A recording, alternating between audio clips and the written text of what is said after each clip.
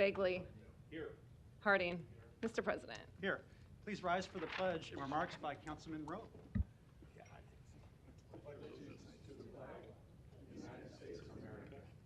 To the republic for which it stands, one nation, under God, indivisible, with liberty and justice for all.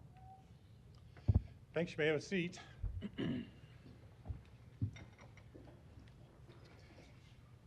Well, we're a week away. This is our last council meeting before the holidays. We're a week away from celebrating Christmas, and I thought it'd be a good time to talk about that a little bit. Everybody, at least in my household, everybody's busy. We're running around town. We're having, parties, and we're having family get-togethers. I know my family celebrates a little early because my kids need to go to the Outlaws, and so last Sunday was our celebration. And it's a really pretty happy time of the year, right?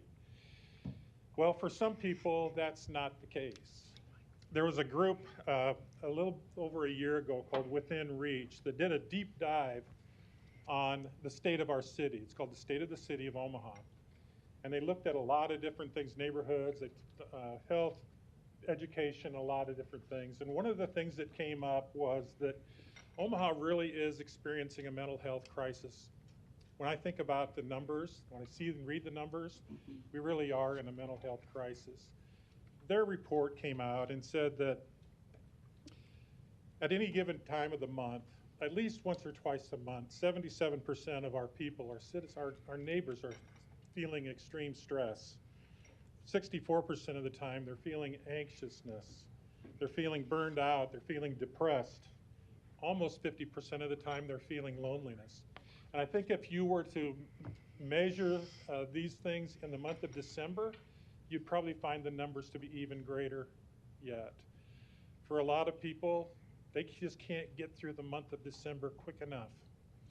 And I just wanted to just mention that there's help. If you're feeling those kinds of feelings, if you're having those kinds of emotional feelings, there's help. There's no shame in asking for help, and especially in the time of around the holidays of December.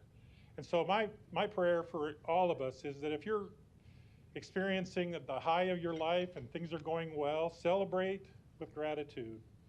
If you're not, if you're feeling loneliness, if you're feeling depression, seek out some help. And my prayer for everybody, whether you're in want or in need, is that you would find some measure of joy, some measure of hope, some measure of peace, and some measure of love in this month of December. Well said. Thank you. Notice of this meeting has been posted in compliance with the Open Meeting Act, and a current copy of the Open Meeting Act is posted in a white binder on the east wall of legislative chambers. Good afternoon. Welcome to the Omaha City Council. This is the last meeting of 2024. We appreciate you being here, and we look forward to your testimony on our many items. I would encourage you to turn your cell phones off, or at least to vibrate. If you have any difficulty hearing the proceedings today, you may contact our building commission attendant here on the diocese for a listening device, or our back screen also has closed captioning. We do have 3 short presentations today to commemorate the loss of 2 great Omaha citizens, and then to commemorate Kwanzaa. First, we'll start with Ms. Melton recognizing Howard Hawks. Thank you very much. And actually, in regards to Howard Hawks, and Don Rose mentioned one of the things that both Howard and Rhonda were very concerned about, and one of the things they took the lead on in this community is mental health. And in fact, I just attended just a couple months ago the new Community Alliance Center off 72nd and right around Mercy that Howard Hawks was instrumental in getting built. And so I think it was appropriate and a nice thing for you to mention, and thank you for those comments. And I think Howard would appreciate the comments that you made as well. So with that, the proclamation is whereas Howard Hawks was born on June 2nd, 1935 in Carlton, Nebraska, and grew up in Denver, Colorado, and Bruning, Nebraska. He was the oldest of 4 siblings, worked on the family farm to increase productivity and efficiency before earning a bachelor's degree in accounting from the University of Nebraska at Lincoln in 1957, and a master's in business administration from the University of Nebraska at Omaha. And whereas Howard married his first wife, Myrna, in Bruning in 1955 and raised 3 boys between Anderson, Indiana and Omaha, Nebraska, before Myrna passed away in 2001. He married his second wife, Rhonda, in 2002 and embraced her daughters as his own, and finding joy in the fierce love he had for his family in his role as husband, father, and grandfather. And whereas Howard held executive positions for 3 divisions of Northern Natural Gas Company before its acquisition by Enron in 1985, and founded Tenaska in 1987, which thrived for 35 years under his executive leadership as CEO and company chairman, and still remained actively engaged and involved upon his retirement in 2022 as a member of the board and chairman emeritus, guiding the company's overall direction and management. And whereas Howard was actively involved in his community, particularly in education, the importance of which to him was evident in his service as a regent at the University of Nebraska for 18 years, and his service on the Creighton University Board for 12 years, and his support of community colleges and trade schools. And whereas Howard served on multiple nonprofit boards, leading fundraising campaigns and supporting numerous organizations, including the Joslin Art Museum, Methodist Hospital, Heritage Services, the Boy Scouts, the Omaha Zoo Foundation, the Assistance League of Omaha, the Boys and Girls Club of Omaha, CHI Health Lasting Hope Recovery Center, and Community Alliance. Whereas Howard was a man of strong faith, embodying the expression, "To whom much is given, much is expected," giving generously of himself and leaving an indelible imprint on lives throughout our community. Now, therefore, be it resolved that the City Council of Omaha recognizes this Saturday, December 21st, 2024, as Howard L. Hawks Day in the city of Omaha. That's the day that he is celebrating the celebration of life here in Omaha at Baxter Arena. So, thank you, council members, for all of us signing this and making Saturday Howard Hawks Day. He will be greatly missed, and he did so much for our community and so much for his family. And I know he was very loved, and he will be very missed. So thank you. Thank you. Council members, I also wanted to mention another prominent Omahan that we lost this week. And I think we'll do a more formal acknowledgement of his life at a future meeting, but I did want to recognize former council member Mark Kraft and his family. Mark passed away over the weekend at the age of 77. He was a 2-term council member and a long-term county board member, so put a lot of public service into this community. A big downtown advocate, a downtown business person, and also a Central graduate, which I always appreciated. So I wanted to mention him today and also point out that his service will be on Wednesday, that's tomorrow, at 11:30 at Temple Israel. So if you're interested in honoring him and his service and his family, please consider doing that tomorrow as well. And then finally, Councilmember Johnson, you're recognized. Thank you. Shamari, if you could please come up and stand there at the mic, please.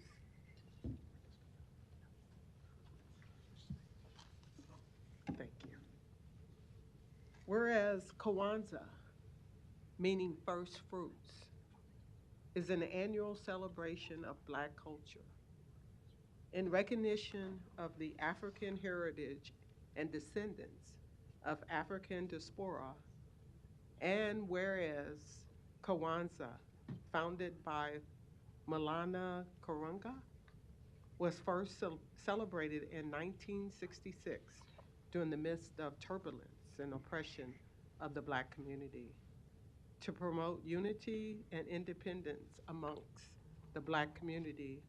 And whereas Kwanzaa is a festival of culture, family, remembrance of ancestors, and rededication to the upliftment of the African diaspora, and whereas Kwanzaa observed for 7 days, 7 full days, with each day representing unity, self-determination, collective work, and responsibility, cooperative economics, purpose, creativity, and faith.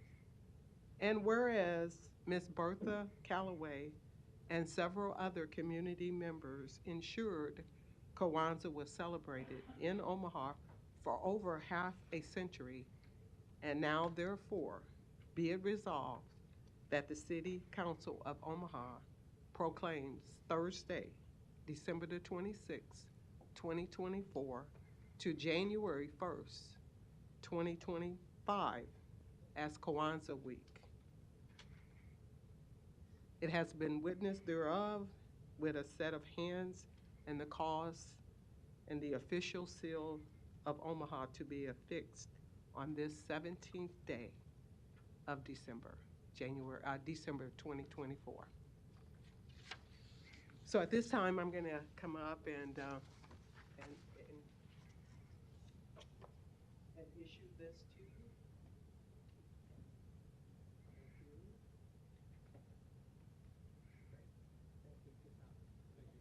Thanks. If I may, Yeah, please. briefly. Thank you, City Council. Just to reiterate, Kwanzaa is a celebration of culture and heritage. This upcoming week, there will be educational programs, lectures, a healing circle for the extensive trauma that the Black community has experienced here in America, supporting Black-owned businesses. There will be kids' craft days and a virtual speech competition for high school students here in Omaha. Kwanzaa isn't about the presence, it's about being present. Omaha does have a rich history, the Black community here in Omaha. Even 2024's Nebraska State Hall of Fame inductee Malcolm X will be celebrating his 100th birthday next year, as many of you know. And even up until this very day, Black history is being made. And so I want to end with Buffalo, New York. Buffalo, New York annually hosts a red, black, and green flag at City Hall to recognize Kwanzaa and Black culture. I think it could be a logical next step for Omaha. You can't tell me Buffalo is a better city than Omaha now, right? So I want to thank you, City Council, for your service, all the city departments, legal team. You have a very important job, so thank you for showing up every day. I ask you that you continue to be mindful of the impact of the decisions that you make on all communities, and particularly the Black community going forward. And the Black community being one of the oldest communities here in Omaha. So again, I want to thank you and happy Kwanzaa 2024-2025. Thank you. Thanks for being here. Madam Clerk, our council members, without objection, as we discussed this morning, I'd like to try and move up number 14, which is the Climate Action Plan item for discussion to be first on our agenda. If there is no objection, okay. There is an objection, so that now requires a motion. Is that correct? Motion to move 14. I'll second.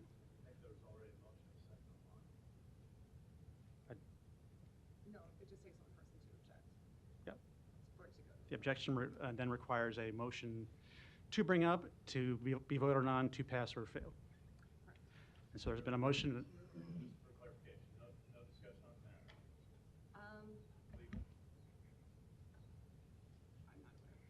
Just a yes or no. Macusi Law Department, I'm not aware of any discussion on this procedural matter of just moving an item up on an agenda item. I'm not aware of anything in the council rules covering this matter. If there's something in Robert's rules, which I don't think there is, I defer to the clerk on that, but I don't think there's anything in Robert's rules for such a procedural matter. You think people who are on the agenda before that deserve an explanation as to why it might be moved up? That is something collective. Do I think? What I think doesn't matter. It's what the council thinks is appropriate. If the council thinks that there should be a discussion to indicate why something's being moved up in front, that discussion is made amongst the 7 of you. There's no legal position on it, though. There's been a motion and a second to move up to first on the agenda item. Roll call. Hug. Johnson. Melton. No. Rowe. Bagley. Harding. Mr. President. Yes. Motion passed 4-3. Item 14, an ordinance to approve an amendment to the city's master plan for the Omaha Climate Action and Resilience Plan. Planning Board and Planning Department recommend approval. B is communications and support. The vote on number 14 is today. Mr. Harding, you're recognized. Thank you. I want to start out by first thanking the leadership of the Omaha Planning Department and their personnel for the countless hours that they have spent putting this together, as well as the community engagement that went along with that. It is appreciated. So a couple of weeks ago, I made a motion to have the consideration to vote on the Climate Action Plan to be held on the week after the public hearing, and thus we are here today. Last meeting, not last week, but last meeting, we had less than 10 people from the public attend the public hearing, and I had about the same amount of emails in support of the plan as written. And I have some ideas as to why there were so few that were here that day, or the emails, but granted, over time, there have been more that I've received in support and against, but I'll leave those reasons why for further explanation. So today, this is what we are voting on. This is the Climate Action Plan. Looks kind of clean like this, doesn't it? But what really are the words in here, and what do they say? Some might suggest we just go ahead and pass this without further consideration. And as Nancy Pelosi once famously said, you can read the bill after it passes, because here's what I've gone through the plan and found some things that we should have further consideration or explanation or discussion about. So before I'm accused of being a denier or that I don't want to have clean air or clean water, hear me out. There are items within this report that make great sense. There are items in here that cause me great concern, and they should concern you as well. I was also told, don't worry about what's in the document. We'll have to take the actions to enact it later. That is good and well, but words in here obligate us to and direct us to approve certain actions in the future. Does it not make better sense to pass a plan or a policy that we can live with and build upon, rather than pass something giving the public unreal expectations as to what they can expect, just to say, hey, look what I passed? I don't believe that's good policy. Let's put careful consideration into this, come up with a solid, manageable framework, continue to work with it, add to it when and where necessary, and deliver to the public a workable, meaningful plan. We cannot accomplish any of these goals by abandoning current practices without the consideration and how it affects current ordinances, current resolutions, or current policies that are already in the book. In fact, a number of goals being reached for can be done through modifications and innovations to our major utilities like MUD and OPPD and the NRD and some others. At this point, I'm going to make a motion to lay this over to February 4th, 2025, with the understanding that we will carefully edit this to create a meaningful plan to implement. So I'll make that motion to lay over till February 4th. There's a motion and a second. Any further lights? Well, we Are can you on? vote on that first before We- we have further lights, correct? We can, yeah.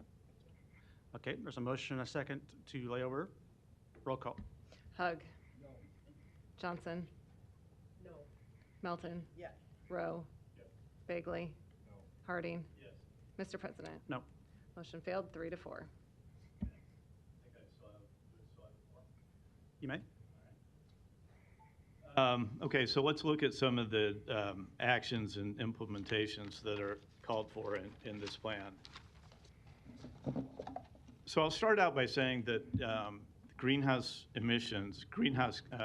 gas emissions have gone down in Omaha by 20% over the last 10 years. At the same time, our population has grown by 8.5%. Our overall GDP has increased by 14.5%, and per capita GDP has gone up $4,000 per person. And the employment, the number of jobs, has gone up by 7,300. That's all in the past 10 years, and we've already seen a reduction in the greenhouse gas emissions by some of the current policies that are being employed. So this report comes up with 8 sectors that I think a more realistic, practical, and achievable goal would be to match the state's GHG, or the greenhouse gas emission reduction rate, of 30%. And again, we're already 20% there by 2023.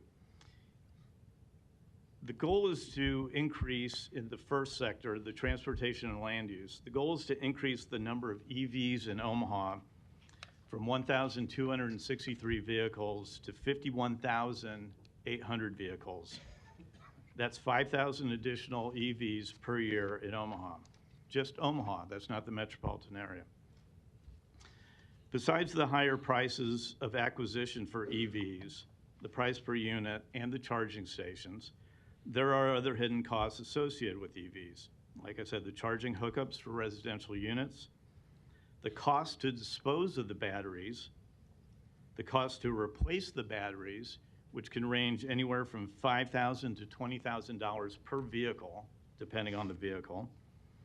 Generally, EVs weigh more than 30% than gas vehicles, and as you probably may have heard earlier today, the state announced that beginning in 2025, there's an additional surcharge on EVs.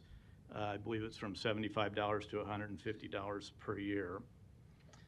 The additional weight puts wear and tear on our streets and infrastructure.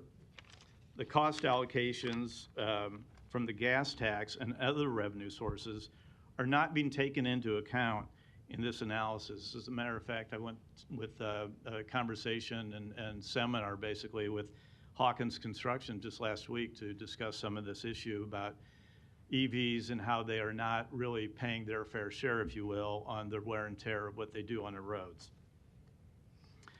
And this is kind of interesting, and as I talked about earlier about how it connects with, or we need to see what the implications or effects on other policies or actions are. For every 1,000 pounds of baseline added to a vehicle, the probability of a fatality goes up 47%. I'm not sure that that really works with Vision Zero's goals. The capacity of OPPD to handle the load and the availability of materials for charging stations and residences and affordability of those charging stations, and I'll have more on this later, is something else that needs to be considered. The second sector talks about building and energy. I'll talk about clean energy here in a second, but the data collected by Pale Blue Dot for this report and plan actually showed that residential per household electrical usage dropped 10.3% over the last 10 years. The per household use of natural gas also declined. It went down 12%. Non-residential energy consumption, or commercial, also saw declines in per job usages. Electrical per job use declined by almost 10%. Natural gas per job usage also went down by 2%. It seems like common sense approaches like these currently being deployed without any mandates, plans, or edicts seems to be trending in the right direction. So I'll talk about just quickly about clean energy. Nowhere in this report and nowhere in any of our discussions has there been any talk about SMRs, or small modular reactors. It's only about solar or wind. If you want clean energy, small modular reactors are the place where we can see the best benefit. For example, a small modular reactor can create 300 megawatts of power and takes up a footprint of about 3 to 4 acres. For a solar farm to produce the same amount of power, 300 megawatts, it would take 2,200 acres of ground to produce that energy. And where are we going to find 2,200 acres of ground in the metropolitan area to do that? So then what we have to do is go to a different county in a rural area and take up 2,200 acres of ground in that area and produce the energy there. But then we have to, how do you get the energy here? You have to build transmission lines and bring that to all the way into Omaha. So nowhere again in this report does it ever talk about anything associated with small modular reactors, only solar. Let's see, so the study also finds that the households with 6% energy burden, the energy burden is that percentage of cost, your utility cost to run your house.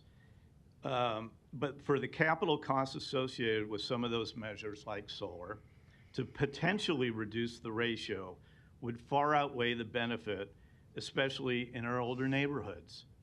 And those are, and in those neighborhoods that are less likely to be able to afford something like solar. OPPD has an interesting calculator on their website.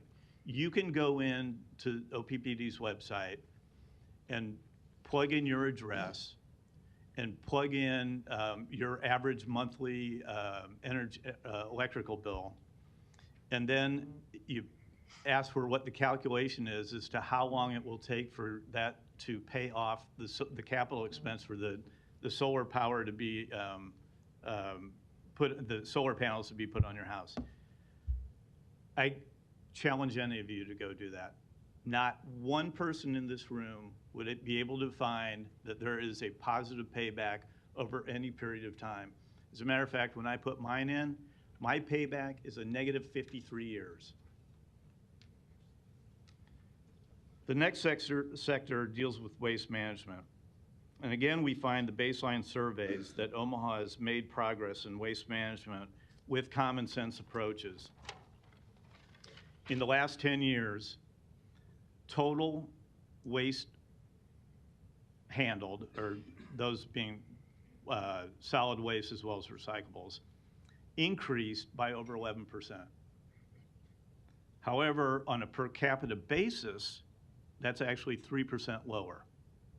Recycling has also increased and thereby diverted waste from going to the landfill. I found this kind of number interesting. It said it only by 2.3% over that period of time.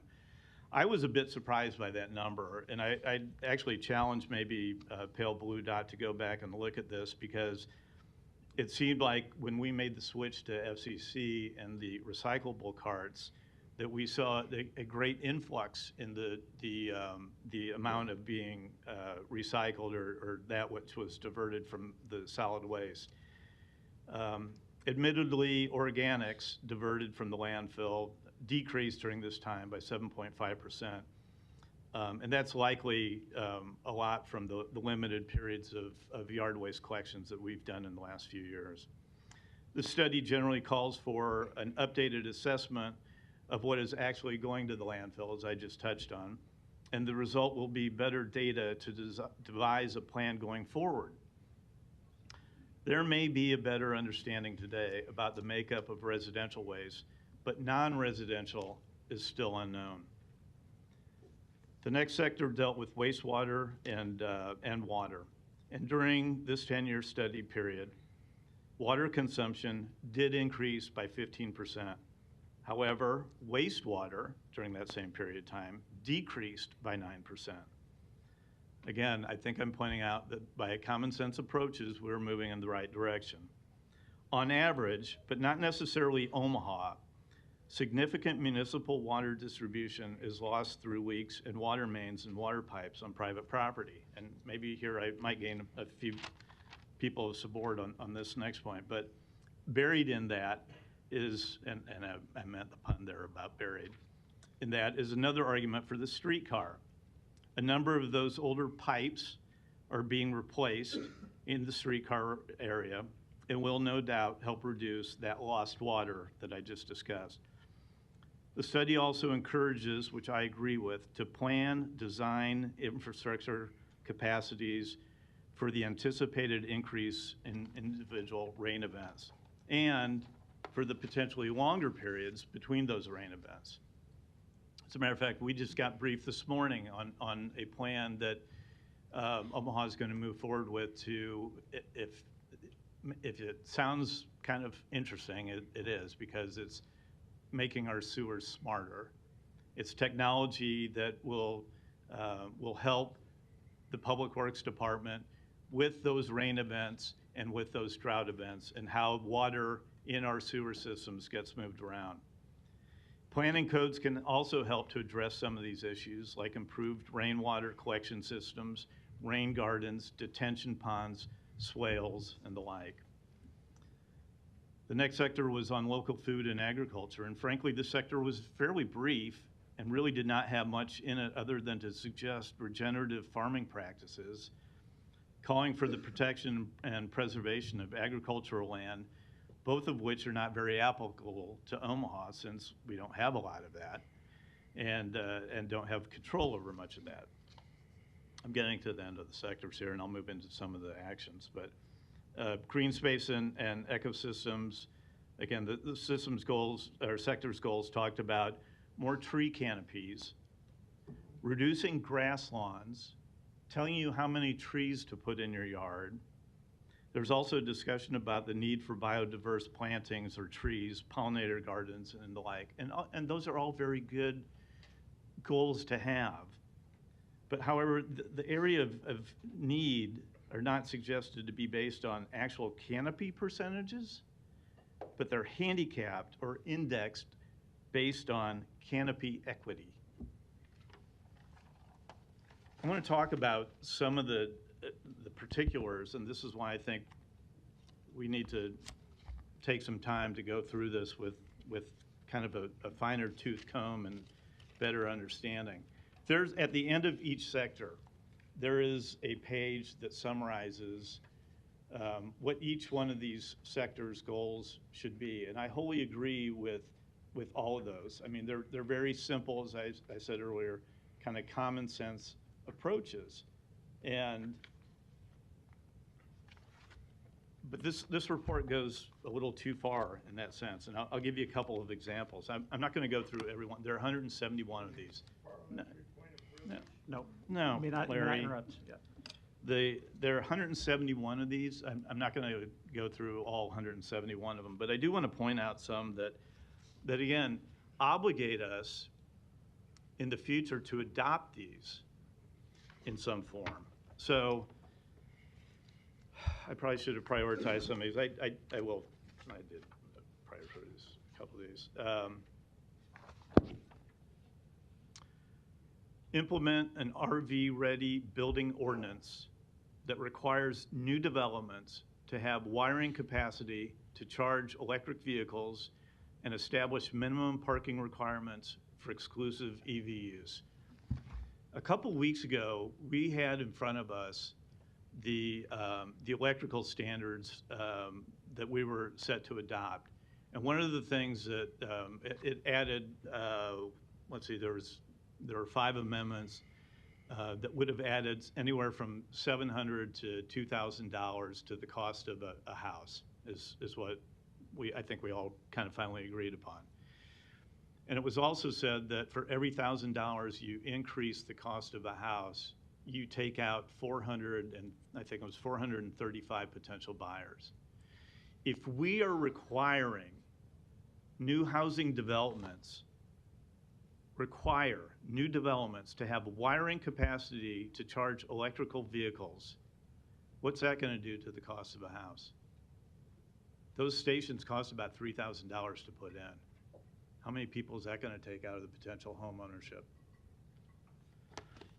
Another one, as it relates to EV infrastructure, it should create citywide and city facility EV charging station study and master plan and map existing infrastructure, determine the current and future demand for EV stations, and to identify options for increasing the number of electrical charging stations in public parking areas and in commercial and high-density residential areas. The plan should explore EV technology options and consider approaches for increasing charging availability for residents of multifamily housing. Again, that's going to add cost to housing. The charging ability for residents in the multifamily housing, particularly within low to moderate income neighborhoods. The plan should include implementation strategies to meet citywide EV charging demand and promote adoption of EVs within the community. I'll pick out a couple more here, and then I see there's some other lights. Maybe I'll come back for some others later. But include a focus. Well, no, I'll do this one too. We have a couple. I'll read one that I'm not sure I understand, and that's why I'd like to have some questions answered on this. Adopt and maintain building codes to within one cycle of current best practices for energy efficiency. I'm not sure what the one cycle is, but maybe we could find that out later. Here are a couple that I find interesting as well, too. This was in the building and energy action sector. Focus programs details on low to moderate income households and small emerging businesses for early adoption through incentives and or cost sharing programs. Another one, incorporate evaluation and promotion of energy systems and energy alternatives into the application and review of projects requesting TIF financing. So now when you're taking a project through for tax increment financing, it'll be subject to a climate review. Adopt a formal resolution supporting OPPD's net zero carbon commitment. As part of the resolution, establish a clean grid task force to prioritize and develop programs supporting that commitment. And the reason I read that one is that this plan obligates us. I quit after 50, the number of stand-up committees and organizations that are required through this plan.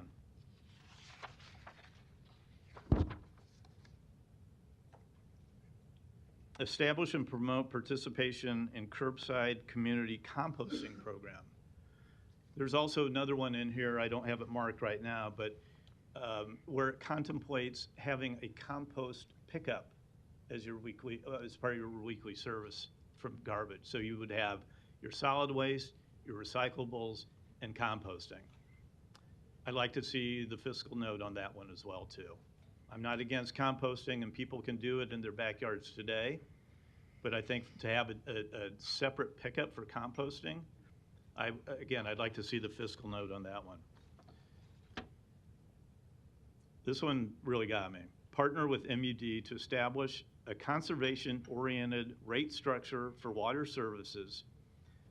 Include capacity support to implement an income-based tiered billing structure. Income-based tiered billing structure. That's what this plan calls for. There are a couple others on TIF. I'll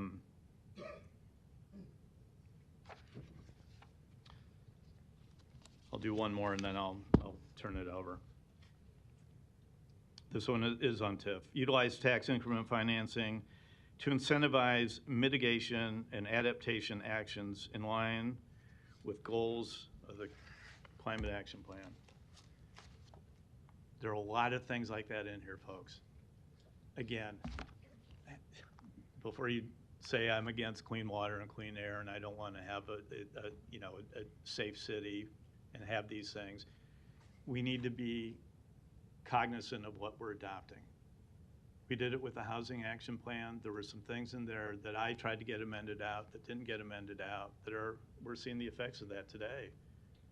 And we gave the public an expectation that all these things in the HAP would happen and they haven't. And we're doing the same thing for the Climate Action Plan.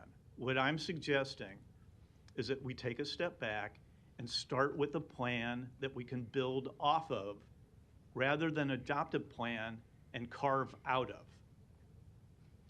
I think that's sensible. I think that's reasonable. And I think the citizens of Omaha would really appreciate it. Mr. Rowe, you're recognized. Thank you, Mr. President. Well, I appreciate Mr. Harding's deep dive into this document. I think when we adopted the funding for it, we knew that there was going to be a lot of copy and paste that was going to come from Pale Blue Dot. And I think we see that in the document. And I think when we voted for that funding source, I remember making the comment that there were definitely going to be areas where I could not buy in. And I think Mr. Harding identified, many of them. But I think, in my view, I think it makes sense for us to adopt some sort of a plan and then do the tweaks. I was the one that probably suggested that to Brinker, and we don't agree. So, and that's okay.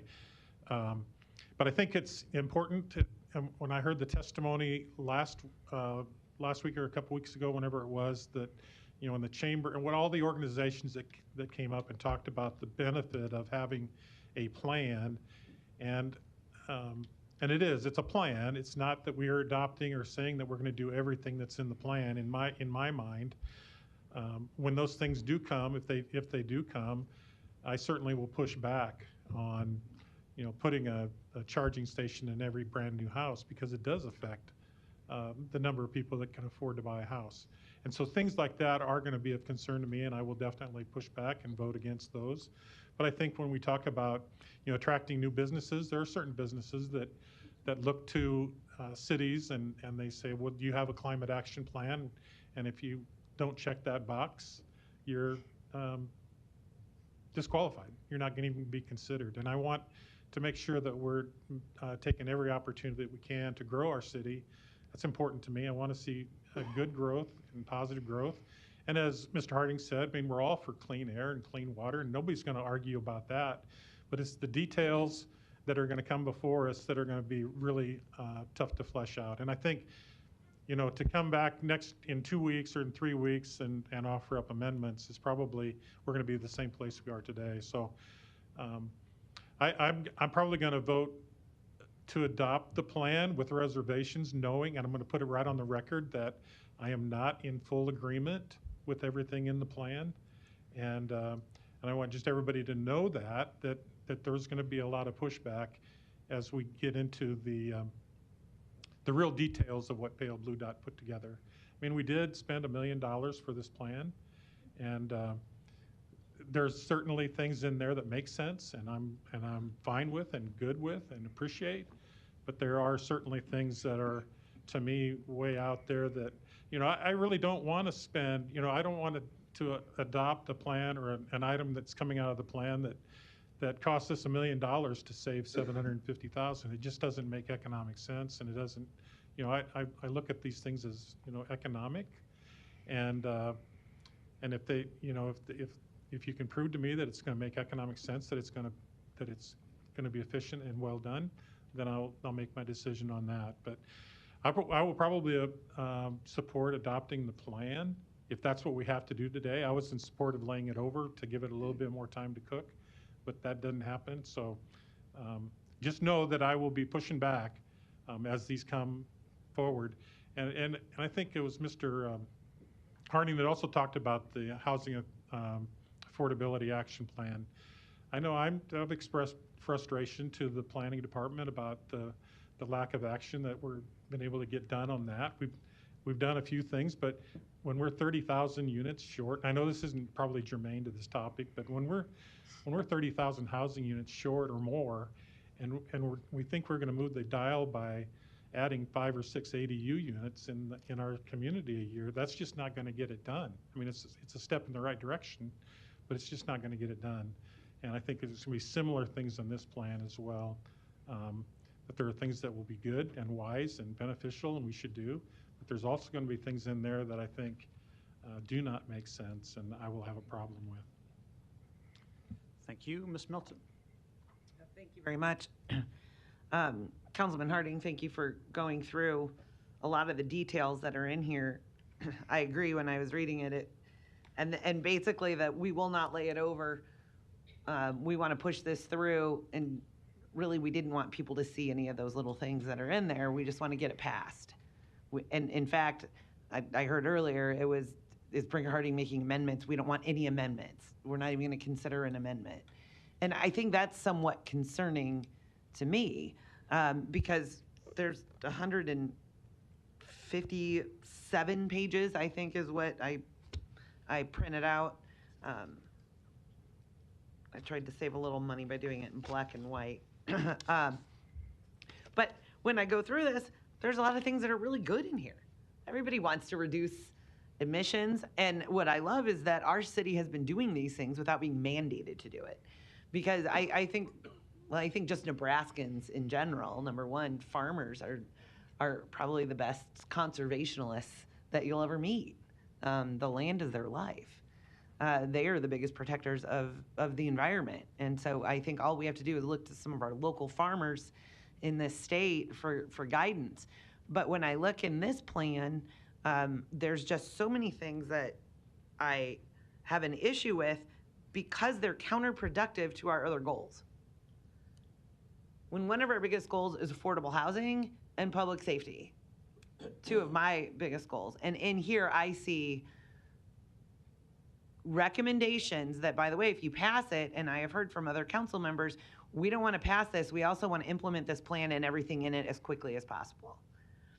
And so now we're going to increase, we're talking about changing building codes. We're talking about making sure every single building is can have a EV hookup, where we currently only have 5,000 EVs in the city. Let people make that decision. And who knows, in 10 years, perhaps our technology will come around and maybe we won't be needing electric cars. Maybe we will have an alternative fuel source that scientists are coming up with. I think my goal, is for our entire country to be energy independent first. That's where we need to get back to.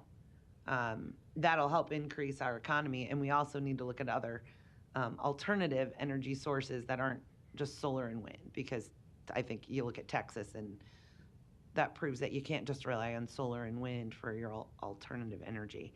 But some of the things that I kind of look in here, it states that we do need to require the building sector to adopt some of these things. And it says require, not just suggestions. And again, yes, will it have to come back to the city council for a vote? Yes. What I struggle with is if I vote for this plan, it sounds like I'm supportive of everything in here. I think I'm kind of in between Councilman Rowe and Councilman Harding, where I think they're both saying the same thing. And I think say the same thing I say. There is a lot in this plan that if we just would have taken a little bit of time, I think we could have made some common sense amendments and everybody here would probably agree with it. But I don't know why we don't want to take the time to necessarily do that. And I even think people in the planning department would probably even agree with us that some of the things in here are going to be very counterproductive to our other goals. And I mean, you have in here that there's suggestions of replacing gas ranges. I've seen in other cities that have adopted these plans that then want to make gas ranges illegal. You can't put gas ranges into any new buildings. Those are things that I don't want to see happen in our city. And yes, I can vote no on those things moving forward. So my concern is by passing this plan, by saying yes to this plan, it sounds like I'm accepting everything in it. And I can tell you, I read through it twice, and there's still stuff that you catch, even on the second one that I didn't catch the first time. What I do like, again, I think you brought it up, what we're doing for the CSO project, increasing the technology in our sewers. We didn't need a climate action plan. We didn't have to have a plan in order to do that.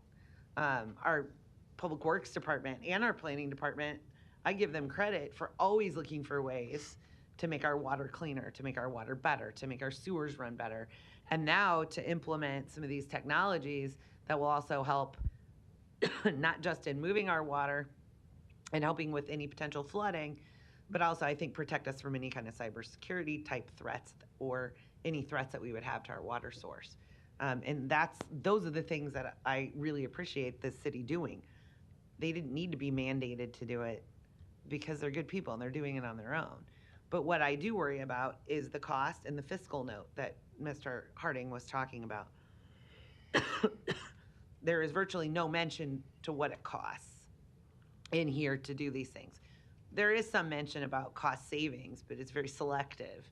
And what I would really like to see is an independent analysis of these costs, because the more the taxpayers are mandated to pay for some of these things that I don't believe is actually going to even help the climate change or resiliency, I worry about taking that money away from public safety, taking that money away from our first responders, from our police, from the resources that both of them need for new fire stations, new apparatuses, making sure that they have what they need to keep our city safe, taking away money from the Public Works Department for the roads, to make sure that we have safe roads, to make sure that we can get brine down, to make sure that we can get our streets plowed. Those are the things that we need to be very cognizant of. And we need to have a balance. I think this council, for the most part, when we do our budget, is very good. I think we talk about these things, but we also take the time to do that. We spend almost 2 months doing that. Here, we were going to have the public hearing and a vote on the same day. This council did not want to give any more time. We were lucky to get 1 week to be able to review this. I think if we had a little more time, we could make some common sense changes to this. I mean, some of the suggestions in here: plan meals to maximize nutrition and minimize climate impact.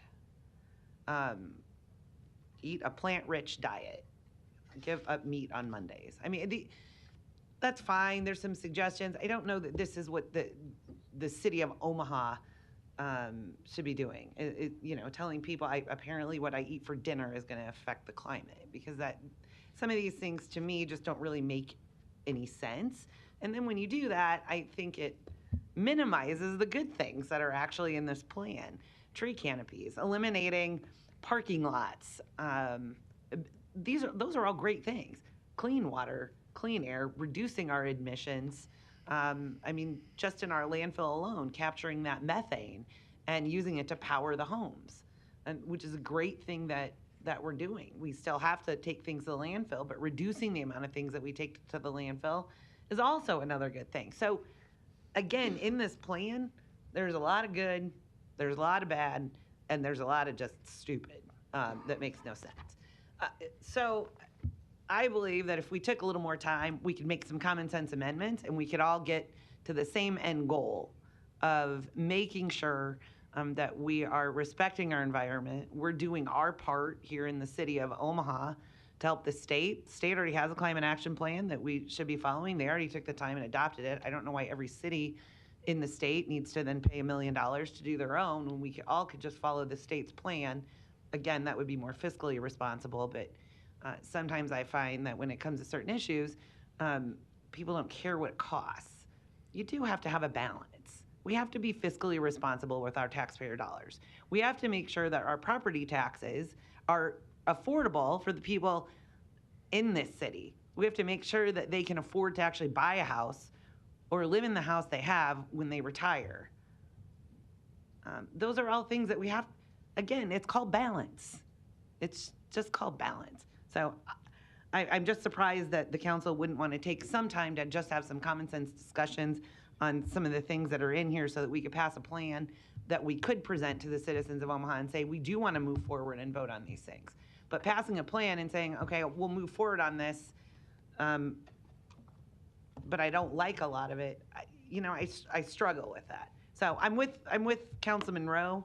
I'll just vote no on a number of the things that are contained in here when it comes in front of us.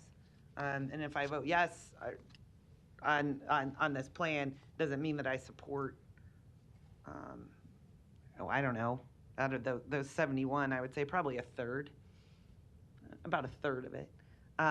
So again, I am disappointed that we wouldn't take a little more time to make those common sense amendments. Thank you. Thank you. Mr. Hardy. Thank you, Mr. President. So just so everyone knows, we don't always agree on everything, even though we get accused of that all the time. But I just want to restate so people are clear.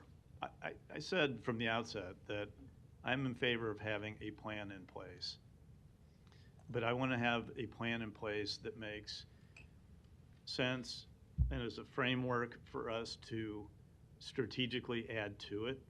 There are a lot of good things in this plan, as I think I said earlier. As a matter of fact, the summary pages after each sector, I think, are good common sense recaps of what we could be doing. But again, it's hard to accept a plan that has all these things that I think a number of us agree are kind of frivolous or nonsensical that don't belong in here. And look, I would love to be able to vote for this. I know I'll get accused because I'm going to vote no if we don't, well, we weren't successful in getting this laid over. So I'm assuming that it gets passed, and I'll be accused of whatever, but I'm willing to stand on that box and say, I'm for something. I just want to be for the right thing. Again, I just think it makes more sense to adopt a plan that we can build on rather than adopt a plan that you can chisel away at. Because I think we all know adding to things is a lot easier than taking things away when it comes to government. Thank you. Mr. Rowe. Thank you, Mr. Festerson. I might have exaggerated on the cost of the plan. It probably did not cost us $1 million. But it was a significant amount of money. But I wanted to kind of shift the focus now from climate action to the R word. It's the resiliency plan, and I think that's something we haven't really talked about. In my view, the resiliency part of this plan is one of the more important parts of it. We know that the climate is changing. It's been changing since God created the universe. I mean, it's always been in a state of cycle. And for us to think that we can change the climate is kind of crazy. But what I think we can do is put plans in place to be resilient. When those changes take place and we have events like a flood or we have a tornado that comes through, I think it's important for us as a city to have a plan in place to be able to meet and respond to those kind of changes. And I think that's the resiliency part of the plan that we really haven't been talking about. So I think it's important for us as a city to have those plans in place so that it's easily accessible when something happens. When we have a 22-inch snowfall, what's our plan? When we have a 6-inch rainfall in 24 hours, what's our plan? Those kind of things are an important part of this in my view as well, and I hope that it's a part of this plan going forward. Ms. Johnson, you're recognized. Thank you, Mr. President. Ms. Milton raised a very important point. Let the people have a voice in this decision process. If I would agree to this logic, this would also apply to our discussion to have a streetcar. Yet people in low to moderate income have struggled with reliable public transportation for decades. Yet we have no priority to address that concern. The citizens of Omaha should determine priorities of our cities in every aspect. Thank you. Mr. Hug. Okay. Sometimes things seem like they go right over my head. So I have to ask stupid questions. So entertain me for a moment, if you would, please. So this is basically just suggestions. There's nothing in here until we comes back to the council to approve an ordinance. Is that correct, Mr. Fanslaw? Dave Fanslow, City Planning. Yeah, I mean, the plan is in front of you. Any follow-up changes to city code obviously have to come back to this council. Okay, so we're just basically approving suggestions. Was that a fair assessment, Mr. Fanslow? I would say say you would be approving ideas on future policy for the city. Okay. As much as I'd like to support Mr. Harding, it's really difficult for me not to, and I wish I could, Mr. Harding, but I am going to make a motion to approve. I'll second. Does that conclude your remarks for now? Yes. Okay. Ms. Melton? Thank you. And I didn't ever suggest that the citizens of Omaha should vote on a plan. We vote on things every week. Sometimes we have over 100 agenda items. We can't have a vote on all of those every week. But what I am suggesting is that there will be votes on individual plans in here. However, Mr. Fanslaw, we're adopting this as part of our master plan. Isn't that correct? That's what this is an ordinance to adopt this as part of our master plan. That's correct.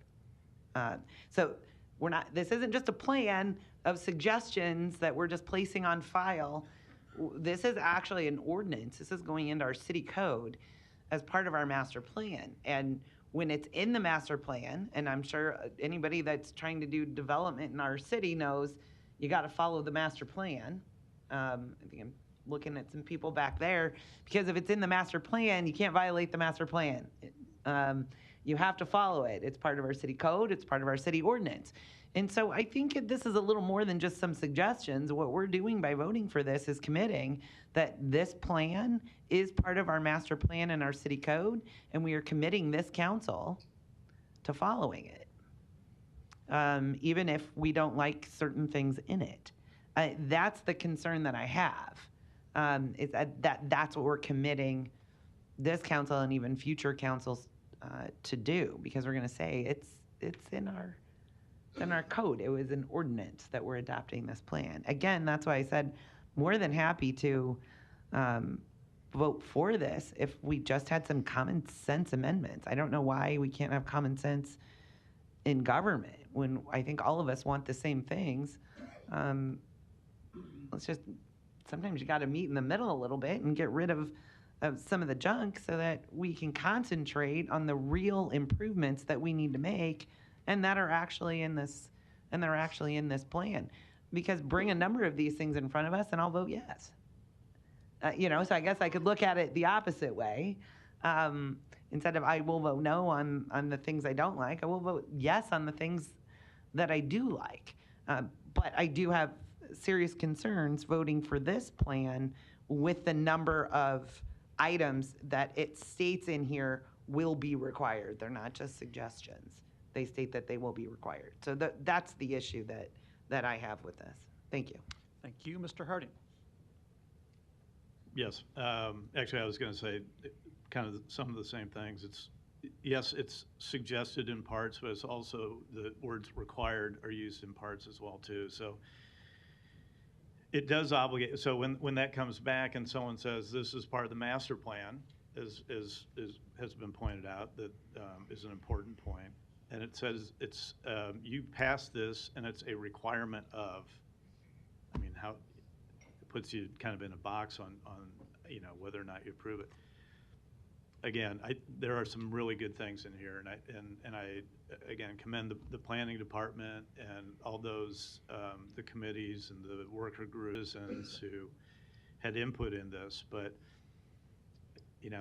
I think we've made a lot of progress even over the last 10 years. And I agree with Mr. Rowe and what Heath Mello from the chamber, the president of the chamber who was here last week said. There are, these are important things to have on the books when people or companies are looking at Omaha as an option. And I want to make sure we have those things on the books. I just want to make sure they're reasonable and manageable with those, with managing those expectations of what can actually happen. And to pass something just to say, I passed it and not care about some of those unrealistic requirements, not suggestions, requirements. That's where I have a problem. I agree with Mrs. Melton. I would love to be able to, come back in a month's time and kind of start with those low-hanging fruits that we think are are manageable and what we can accomplish, as well as what makes an impact. That's where I'd like to start. Thank you. There's a motion and a second to approve. No further lights. Public hearing's over. Roll call, please. Hug. Johnson. It's a motion and a second to approve. Yes. Melton. No. Rowe. Bagley. Harding. Mr. President. Yes. Motion passed. Thank you. Well, we're now returned to the regularly scheduled agenda items, which starting with liquor.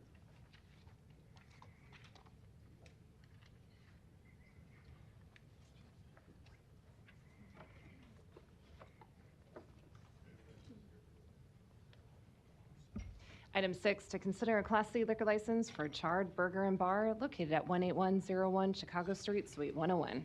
Public hearing and vote on number 6 is today. Proponents, please.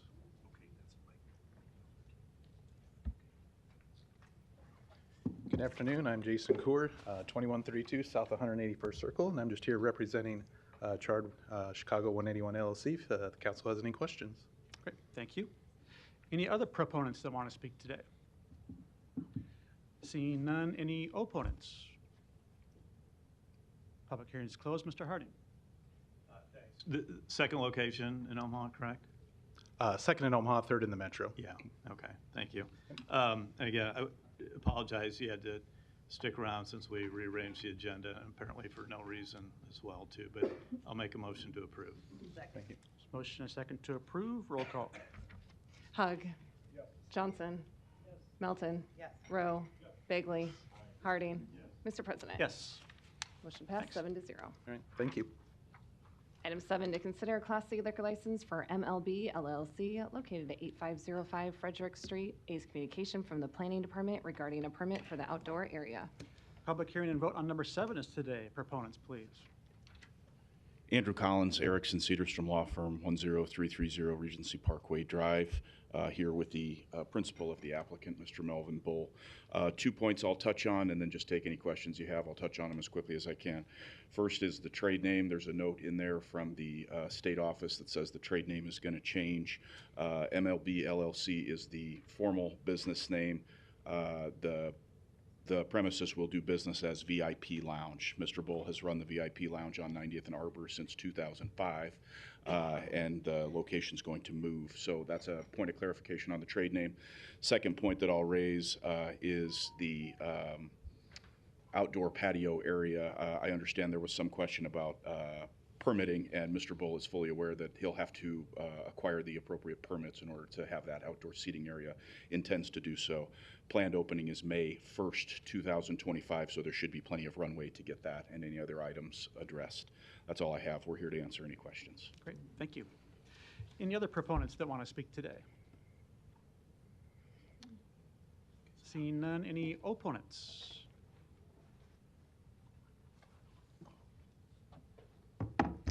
Hi there, my name is Dustin Tovar, 17508 Howard Street. I am the property owner right next door at 8529 Frederick Street. My wife and I own the property. We also operate the business next door. It's a gym business. We offer fitness act with a company called North Point, Nebraska. It's a drug and alcohol rehab facility. It's nationally renowned. They recently moved to the Omaha market. We've been working with them for 2 years now. They bus their adult inpatients to our facility 3 days a week. They also bus their adolescent teens to our facility twice a week.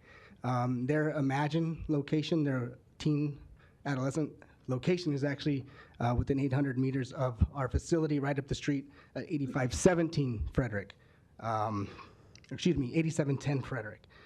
We also host Special Olympics group here at our gym, teens and adolescents, and then young adults. We're strongly opposed to the liquor license being approved, having a bar operate next door. Not only do we feel like it might be harmful to our business and the mission we're trying to serve, but also to the neighborhood in general. There's been a lot of improvements going on in that 84th Street corridor over the last few years. Just the mile radius within our building, that location, there's been a lot of improvements from the Omaha Public Library, administration building moving over there. You guys spend a lot of tax money to do that. We have a children's hospital facility right across the street. We recently put up a new building. There's a new Starbucks growing in across the street. Really a lot of improvement, and we feel like this would be a back step or step in the wrong direction. There hasn't been a bar in the area in a long time. We don't need a bar. We don't want a bar. We're not asking for a bar. I know they may be getting driven out of their current location, but there's a lot of strip malls with empty bays in Omaha that I think would be more suitable for this type of operation. Certainly wouldn't be a welcome addition for us. Also, I do want to add that being in that area, there is a lot of issues with unhoused individuals passing through with the Interstate 84th Street, the railroad, and then the Papio Creek literally runs right by our building. All that combined, we get a little bit of an issue with unhoused individuals camping out, coming onto our property, camping out under the trees. They recently set up a camp in the vacant building next door. It used to be the old ambulance building. They basically did a lot of vandalism in there. Again, it's a real problem. I don't see how adding a bar to the area would be beneficial. Could possibly even be a recipe for disaster with the unhoused individuals that are constantly making their way through, posing a problem. Okay, I would maybe say let's. summarize, and then we'll see if there's some Yep, questions. I would say let's look to add a tenant to the neighborhood that wants to make a positive impact. We're positively impacting the health of Omahans every day. I feel like a bar would be doing the exact opposite. So again, strongly opposed. Thank you for your time. Thank you. Any other opponents that want to speak? Seeing none, public hearing is closed. Mr. Harding, you're recognized. Mr. Ball, if you have a minute, please. Yes. First of all, did you, you said you've operated this since 2005? I have. So did you probably purchased it from the Swanson boys? And, I did. I and purchased it Scrappy from before that? Yeah, Scrappy's widow, Mary Lee. Yep. Okay. Yep. I mean, this is an institution and one that I'll admit on the record here, since we're in the Christmas season, that I used to tell my parents I was going to the midnight mass and I was going to the VIP. Sure, sure. Hope you'll come down the street. I thought it was sacrilege to hear that you were moving, but it's the people that come there that make the place, and it is a quiet place, and it is a neighborhood place, and I know the location where it's going into. I think it doesn't even interact or face the other business that was just up here in opposition to it. So I don't think there will be any conflict there, but I wish you the. You know what? You're out of order. Not from the audience, please. We'll see if there's further questions. So I will make a motion to approve, subject to the building permits, and I wish you well. Thank you. Thanks. Thank you for your support. Thank you. There was a motion and a second to approve. Mr. Hug, you're recognized. Don't go away. Okay? Like Mr. Harding, I can't tell you how many evenings I've spent at the VIP. But like Mr. Harding said, it definitely is an institution. Since you're relocating, Yeah. I'm going to ask you to consider moving it to my district. Never know, maybe in the future. No, this is, But I just want to make a comment about, I know the strip mall too. That's where Gata's restaurant used to be. yep, And another historic institution, Callahan's. yep. So it's got a lot of history of being a bar venue, if you will. And I don't recall any instances with Gata's when Gata's was there, and, you know, Callahan's saying, I think it's a good fit. I wish you well. I'm glad you stayed in business, but, you know, I'd like it a lot more if it was in my district. Well, thank you, but, yeah. If I may, Mr. Hug, the other point I would make, in addition to those other bars, having operated in that same area, Mr. Bull's operated a bar for 20 years now, or close to 20 years in the Omaha area, with a very good record of doing so in a way that complies. An impeccable record. Thank you. I Appreciate that. agree, with in a way that supports and does not harm the Omaha community. Absolutely. Thank you. Okay, thank you. Mr. Bagley. Thanks, Mr. President. Mr. Collins, good afternoon. Thanks for coming down. I sit on the law committee with council members Harding and Melton. Okay. And we see tavern reports and issues and challenges at a lot of taverns, but the VIP, how long have you owned it for? You said 20 years? Yeah, 19 Okay. years right now, yep. Those are the things I look at in respect to your neighbors that potentially if this is granted, you'll be next to them.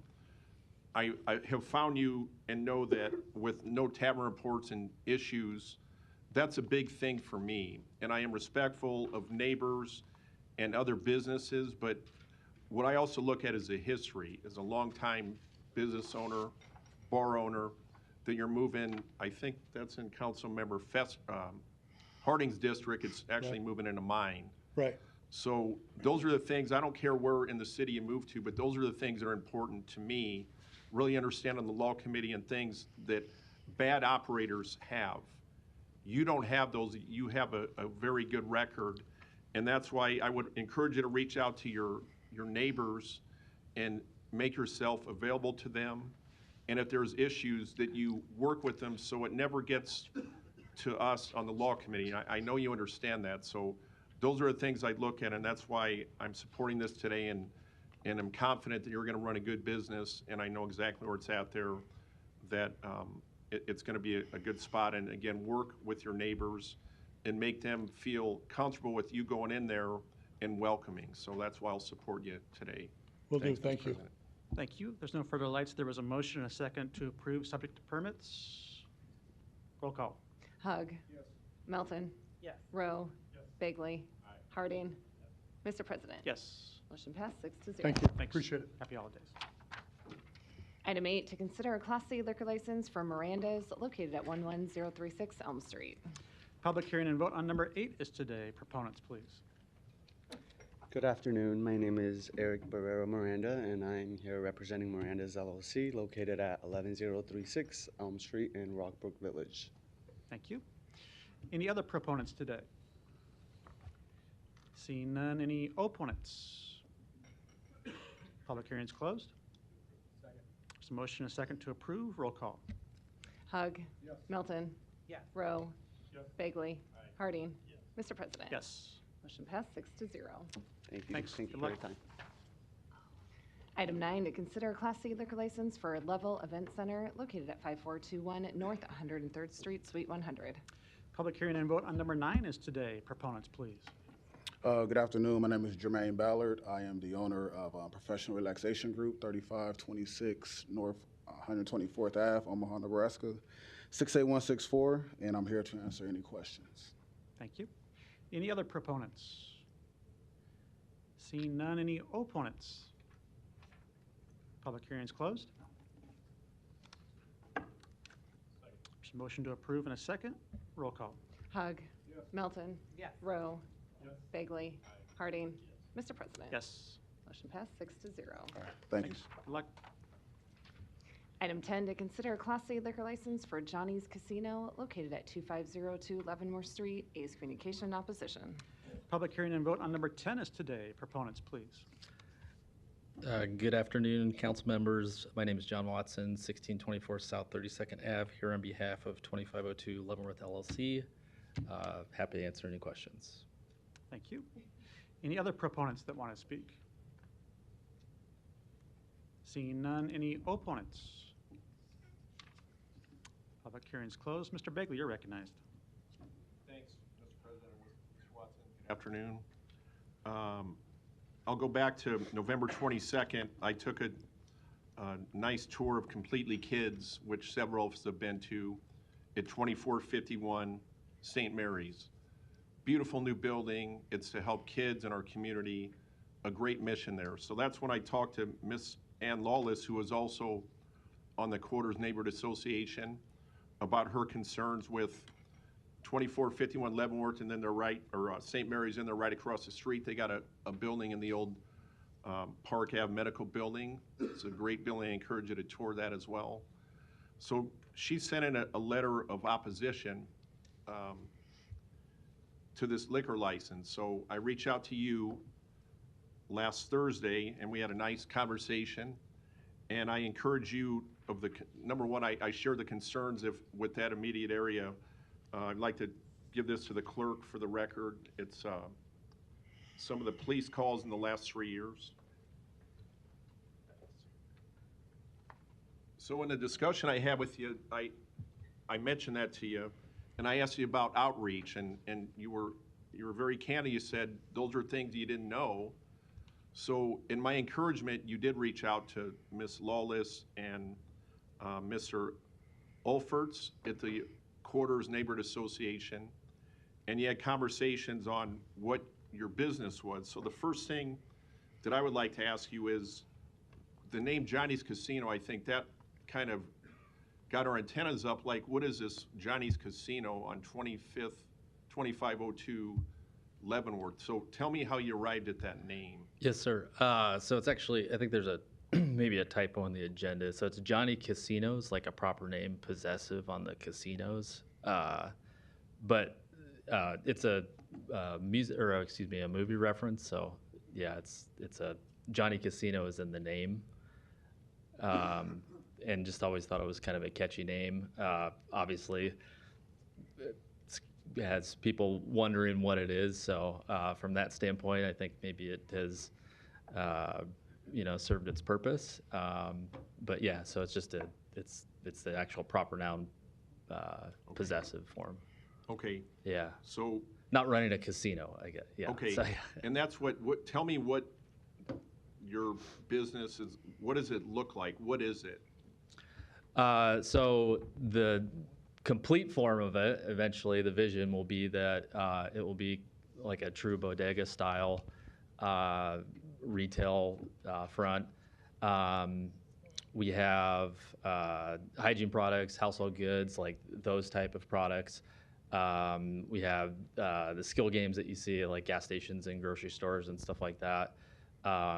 We're hoping to add alcohol, obviously, to that line of offerings. And then as part of this, we had the health department in, and we decided to get a permit through them, which we did, so that we could expand like our grocery offerings and do things in the neighborhood that's not really in our, based on our knowledge, isn't really being done, like offering fresh foods, fruits and stuff like that, which the seems to be devoid of that neighborhood, at least on that side of the freeway. And how many these games of skill that you're going to have here?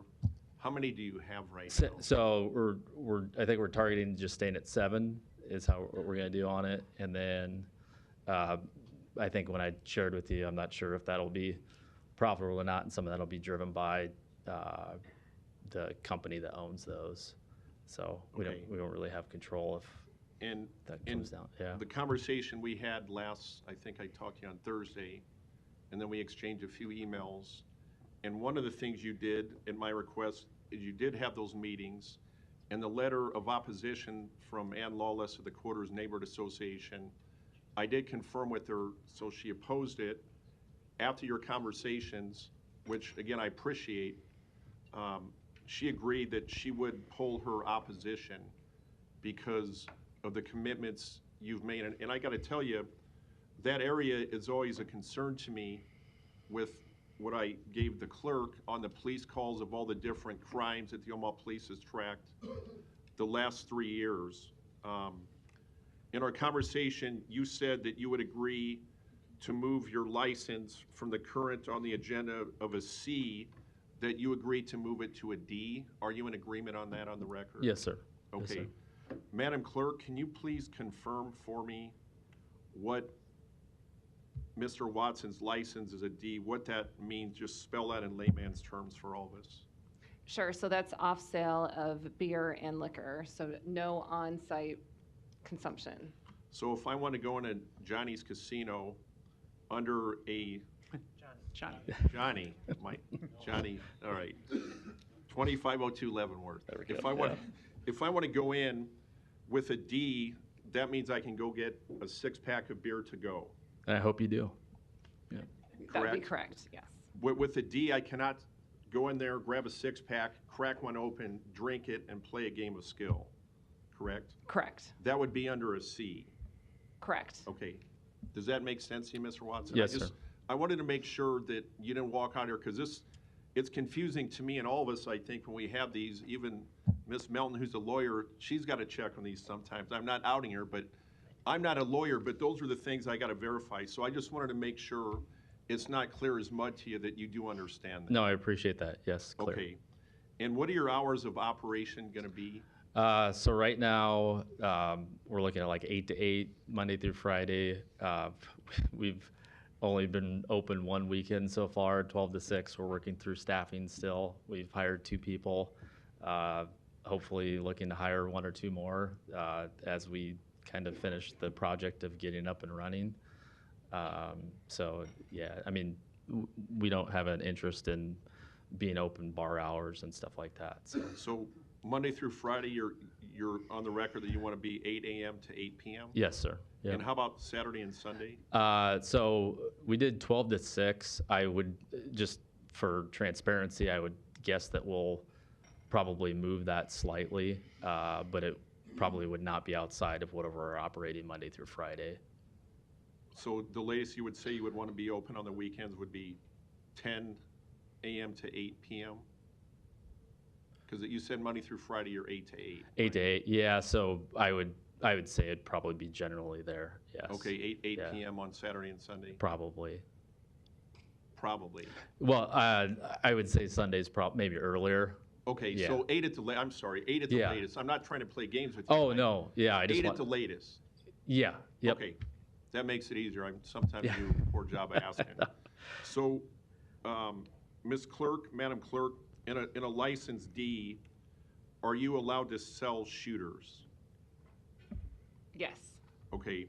Would you be willing, I know in one of the emails, I'm just saying what was sent to me, are you willing to say you won't sell shooters? Yeah. Yes. And actually, I've made that representation to others that yes. I mean, we have no intent of doing that. I grew up on east side of Omaha. Everything west of 72nd was West Omaha. It's still in my mind here. So I was a central person. My kids go to Cathedral, still down that way. I'm intimately familiar with the challenges of that neighborhood.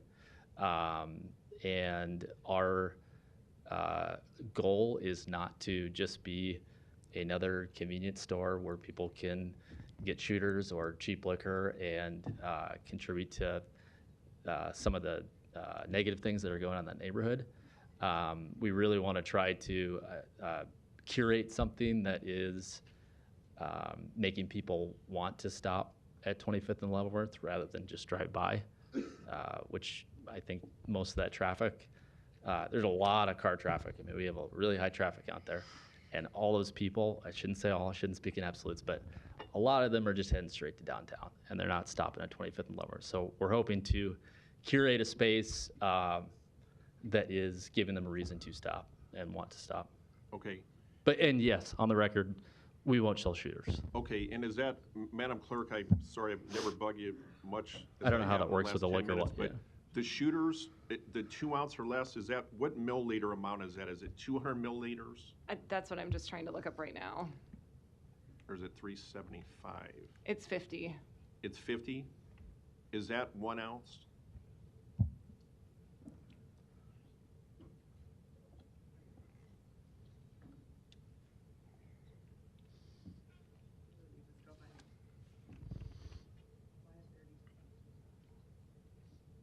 It's whatever they sell on the airplane. And this isn't, Yeah. I just wanted to, this is for clarification. I Yeah. appreciate your patience. No.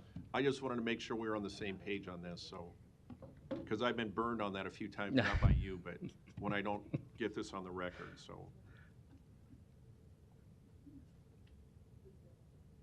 And while they're looking for that, have you joined the neighborhood association for the quarters? I did. Okay. And I appreciate the letter in opposition that they initially submitted, not as much as I appreciate their later position on it, but I do appreciate it because I think it was helped be a catalyst on having the discussion that we had, and they're just. It turns out that I think we've got an alignment of probably a lot of the same goals for the neighborhood. And that was, I'm glad we had that conversation and you took the opportunity to reach out, because that's an active neighborhood association that has made a lot of headway in the challenges that they've dealt with over several years.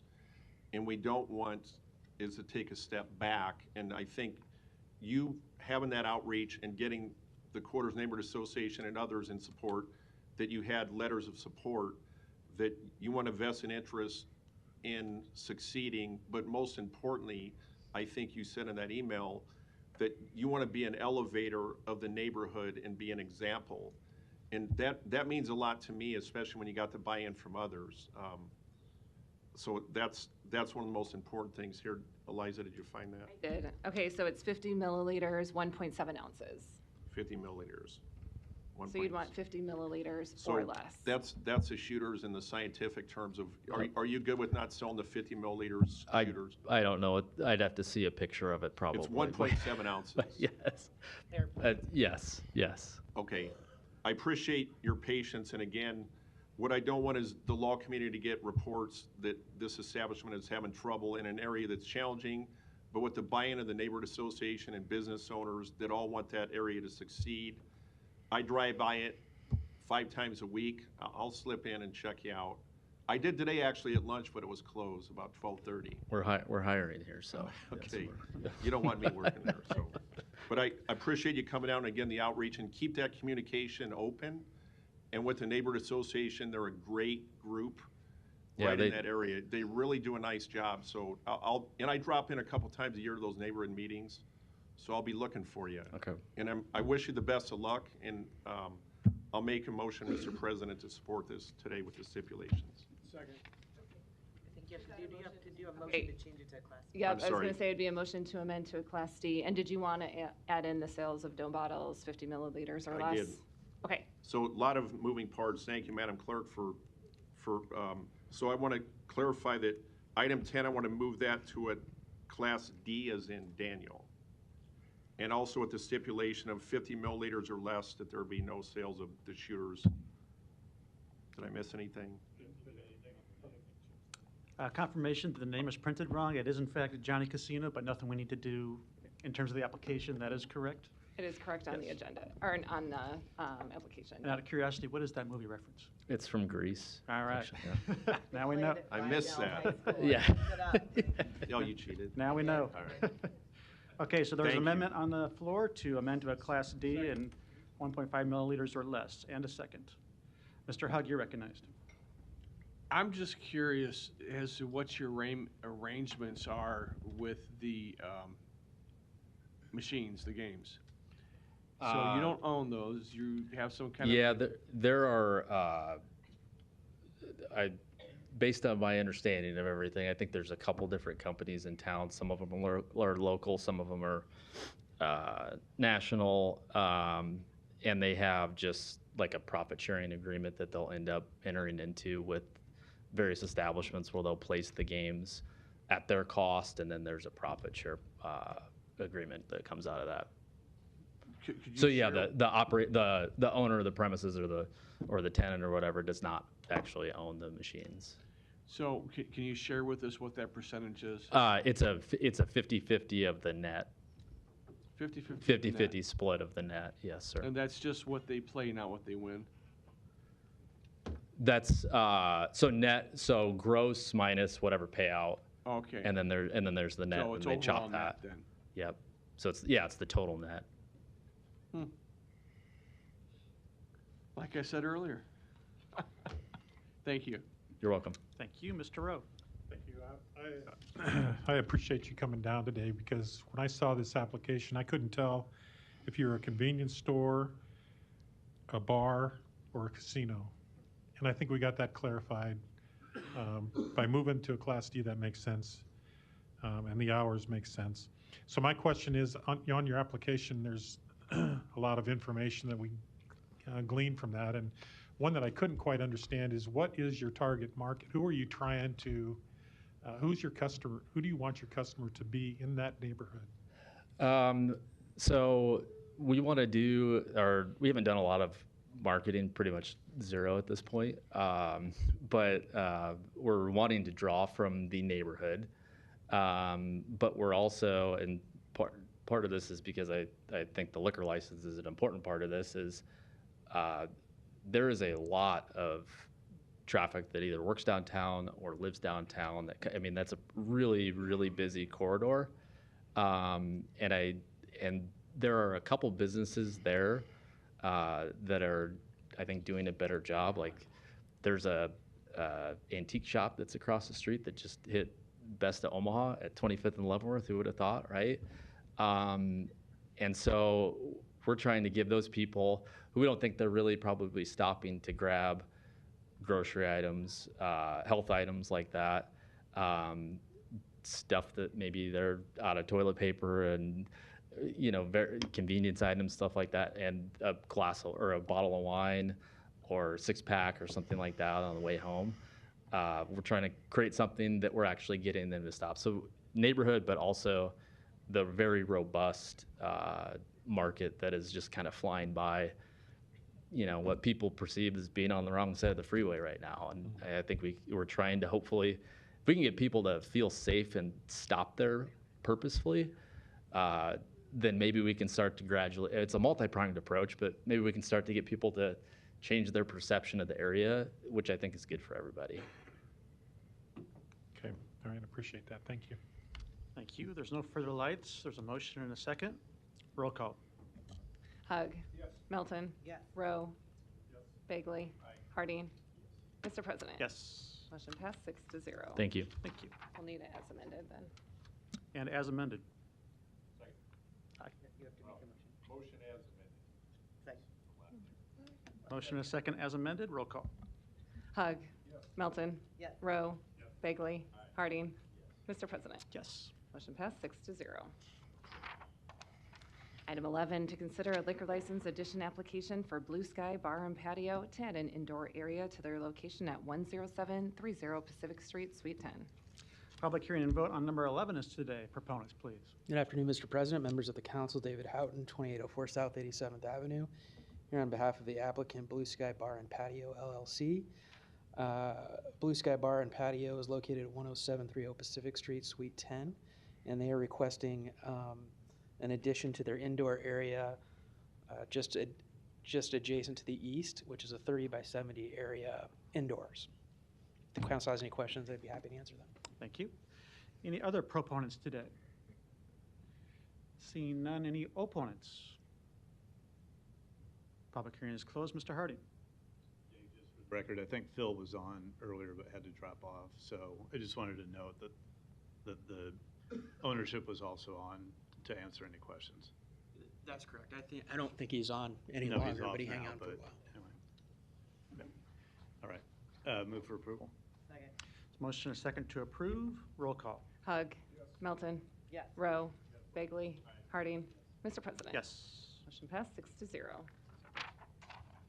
Item 12, a resolution to approve the preliminary plat for Elkhorn Center with a waiver to Section 5384D lot frontage located east of 204th and Shirley Streets. Planning Board and Planning Department recommend approval.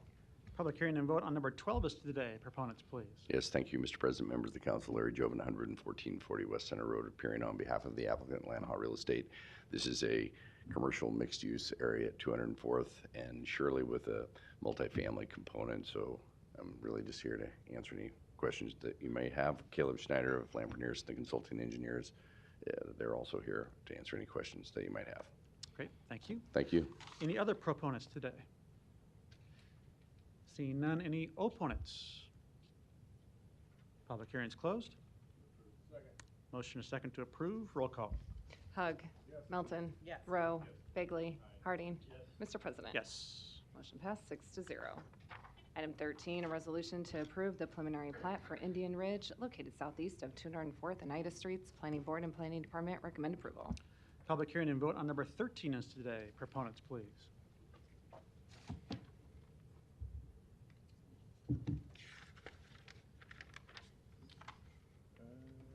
Switch this on. Yeah, just push it up all the way.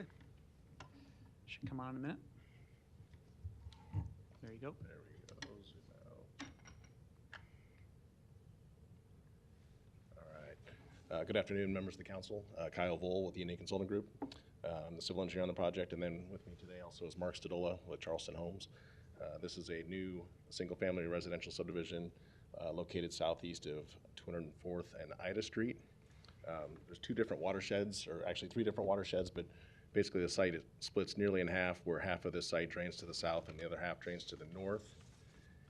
That's reflected in our phasing on this particular project. So The overall preliminary plat that's before you today has 487 lots total. The south phase 1, which has the sewer, gravity sewer capability today right away, is a mix of 3 different price points, 3 different size of lots. So there's 206 lots in phase 1. And I guess the other thing I'd point out is there is an existing or a under construction currently Elkhorn Elementary School just to the east that we abut, and we've taken that into account with our planning on this project. With that, we're here with approval from planning and happy to answer any questions today. Thank you. Any other proponents today? Seeing none, any opponents?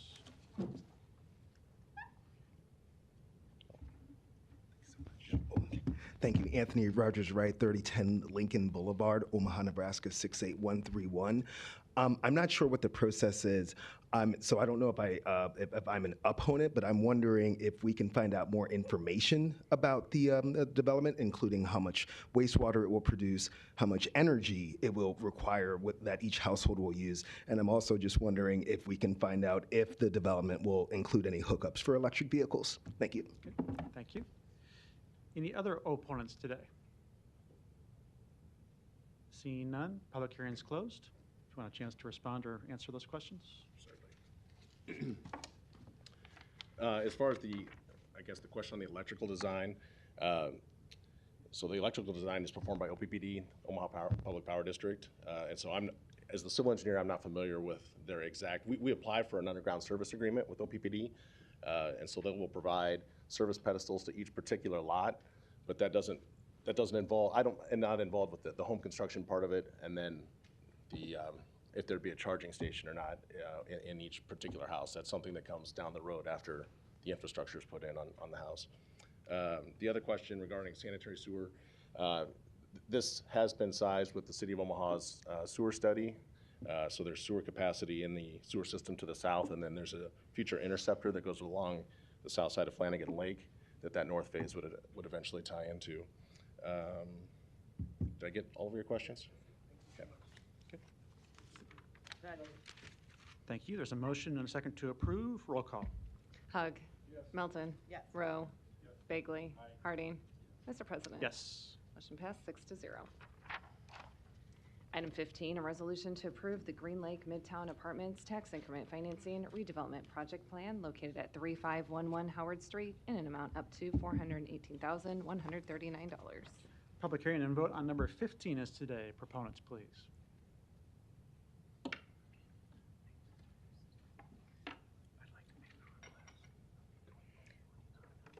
While we're waiting on this, Bridget Hadley, City of Omaha Planning Department. Before you is the Green Lake Midtown Apartments. Thank you.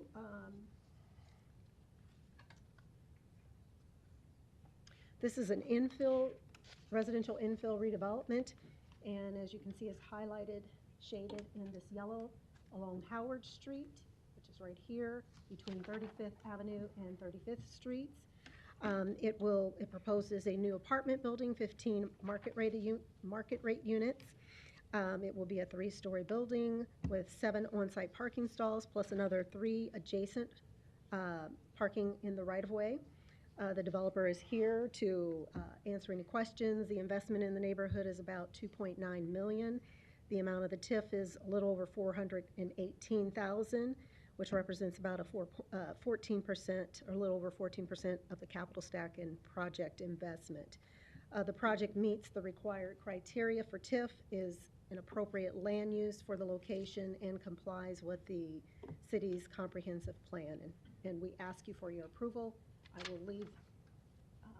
show you this real quick. This is the site plan, or the landscaping plan, and then the elevations.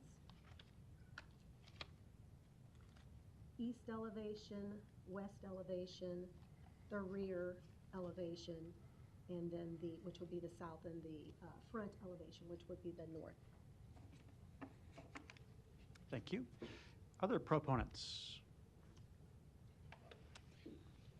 Hi, thank you. Josh Sullivan, 2121 South 64th Plaza, representing the developers. Thanks for your time. Thank you. Any other proponents on number 15?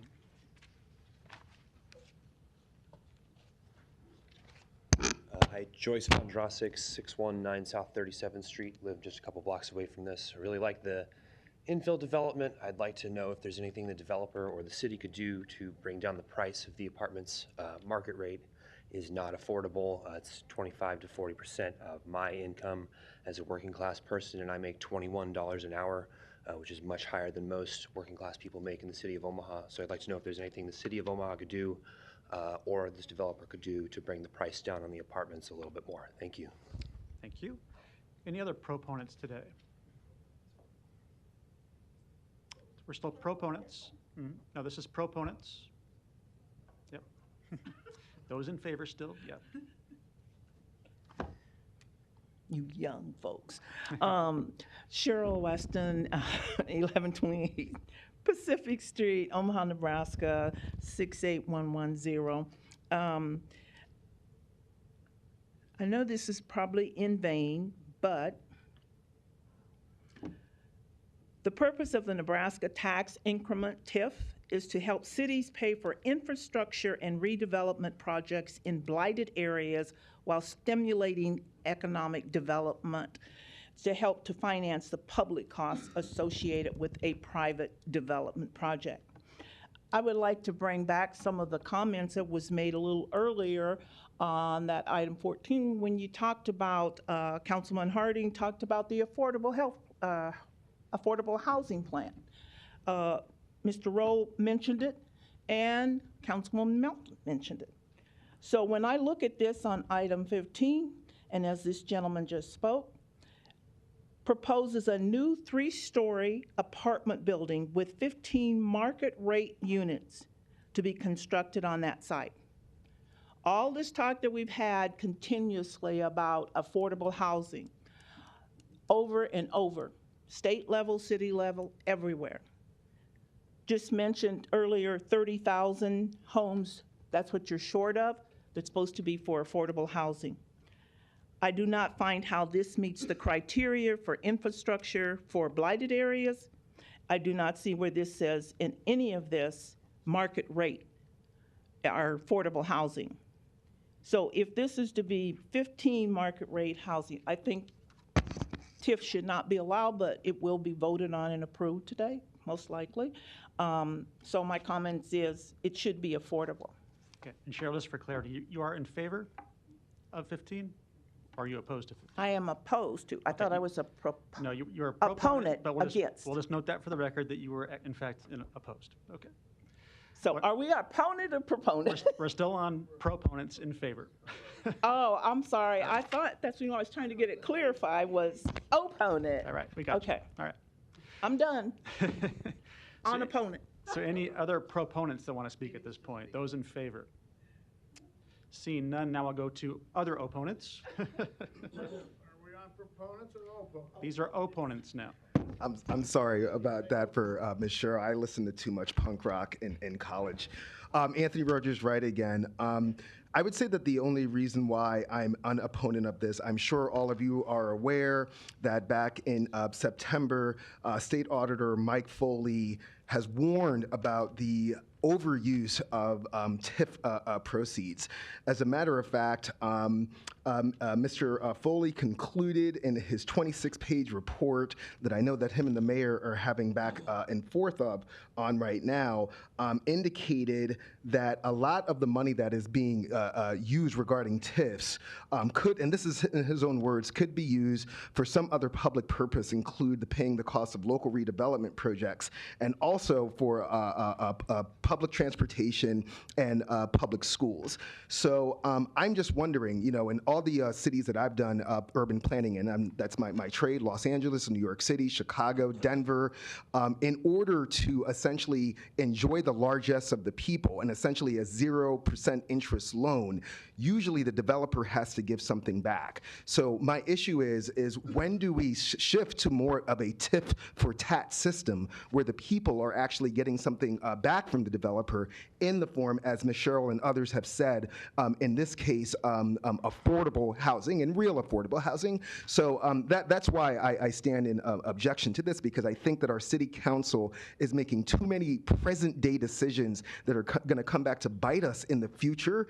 And if we're going to do that, we should at least get something in return. Last thing I'll say is, because I know that there's people on the city council who are as pro-worker as I am, as a condition for these TIFs, do we know, are the workers going to be unionized? Are there going to be project labor agreements and things like that? And I just think that giving too much to the developer and not getting anything back in return is getting a little bit too perniciously proximate to tyranny. Thank you. Thank you. Any other opponents?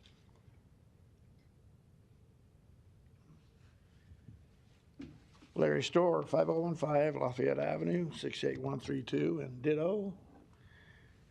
My goodness, as I remember, this area is largely commercial buildings and rental apartments and things. So who's going to really be paying the property tax? Do you charge property tax to a rental person or to the owner of the building? And when is that TIF going to be paid off by who? How large of an area from that property are people going to pay this so-called ad valorem tax? And by the way, I think you left a word out. The Attorney General, I think, uses the proper word, ad valorem property taxes. Do you get it? Somebody that wrote these things leaves out a word. Now, he's either right or he's wrong. Excuse me for, being that way, but that's common sense, I guess, doesn't apply anymore. But I wonder if everybody that lives in those buildings 50 feet in either direction knows that they're going to pay ad valorem property taxes, because the guy that's building it isn't until 20 years from now or 25. And by the way, on the way down here today, I followed a truck that said Palladino Development Corporation Company, but he also sells and rents apartments.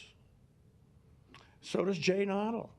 He rents or sells very expensive townhomes right across from my dental office on Leavenworth Street, $400 and some thousand units. He gets TIF.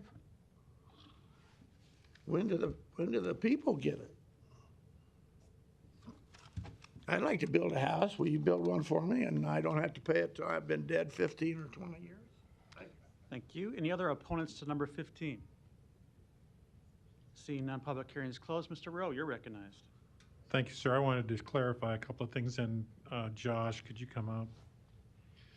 So were you a part of the application for the TIF process? Correct, yeah. So can you answer the question for me? Would you do this project if TIF was not available? I mean, I think there's a need in the area for this. It would make the project more challenging, absolutely. But I think the need for housing in the area, I think, is much more needed. So to answer your question, yes, probably. It'd be much more difficult for us as a new developer. No, I mean, as a developer starting out, it'd be much more difficult to do it. So no, if we would not get TIF, we would not be able to do this project. Can you describe the condition of the lot? I did not drive by the property, but I did look it up on the Google map. Yeah. And it looks to me like it's just a vacant lot Correct. today. Yep. Correct. And it's going to be sandwiched in between a couple of apartment buildings or maybe a single-family houses. I can't remember. Correct. Yep. But it's definitely, as Mr. Storr said, an area with multifamily, and so it's not going to look out of place. No, absolutely not. In that, yeah. in that location. Do you know, just for everybody in the room's education, how many construction jobs this was going to result in building this property? I do not have the answer to that. I'm thinking about 75. Yeah, I mean, I think that sounds about right. I think with other developments in the area, I think as far as to address the affordable issue, I think there's much larger developments going on in the area. And I think ours is going to bring, the cost down a little bit. We're looking at not building the massive 7-story building going up over there as well. Ours is targeting definitely more affordable. 75 jobs, correct, as the construction. You're right. Okay, and then the last thing I want to mention is it's not an extremely blighted area, so it's in a 15-year TIF, so it's not a 20 or 25-year program. It's a 15-year program. Just Yep. wanted to let you know, Larry, what that amounted to. You know, I appreciate guys like Justin making a $2.9 million investment in housing. I really do appreciate that. And I think it does, yes, this is market rate housing, but I think when you look at market rate housing, that kind of affects the affordability as well. The more housing units that are on the market, the better it's going to be for Omaha. Of course. And to go into our building seasons every year, so many units short, it just increases the price and the demand. And I think the more that we can build, so I appreciate guys like Todd Highstand and Justin and Jake Hoppy, guys that are willing to take the risk and put that much of their own money on the line, hoping that they can rent it. Yeah. And make a return on their investment. So I appreciate that. Thank you. Thank you. Mr. Bagley. Thanks, Mr. President. A couple quick questions. So this Of course. is right in the heart of my district. It's near Blackstone in the Med Center. Mhm. I know anybody familiar with my district understands the great expansion of the Med Center at Catalyst Project west of Saddle Creek. UNMC is building, I don't know, I can't remember how many apartments up on 39th and Dewey.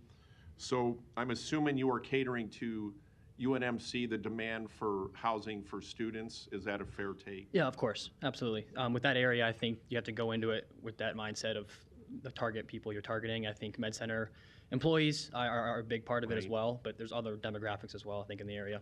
I lose track, but I think they're, if not the largest, one of the largest employers. 100%, yep. Yeah. Yep.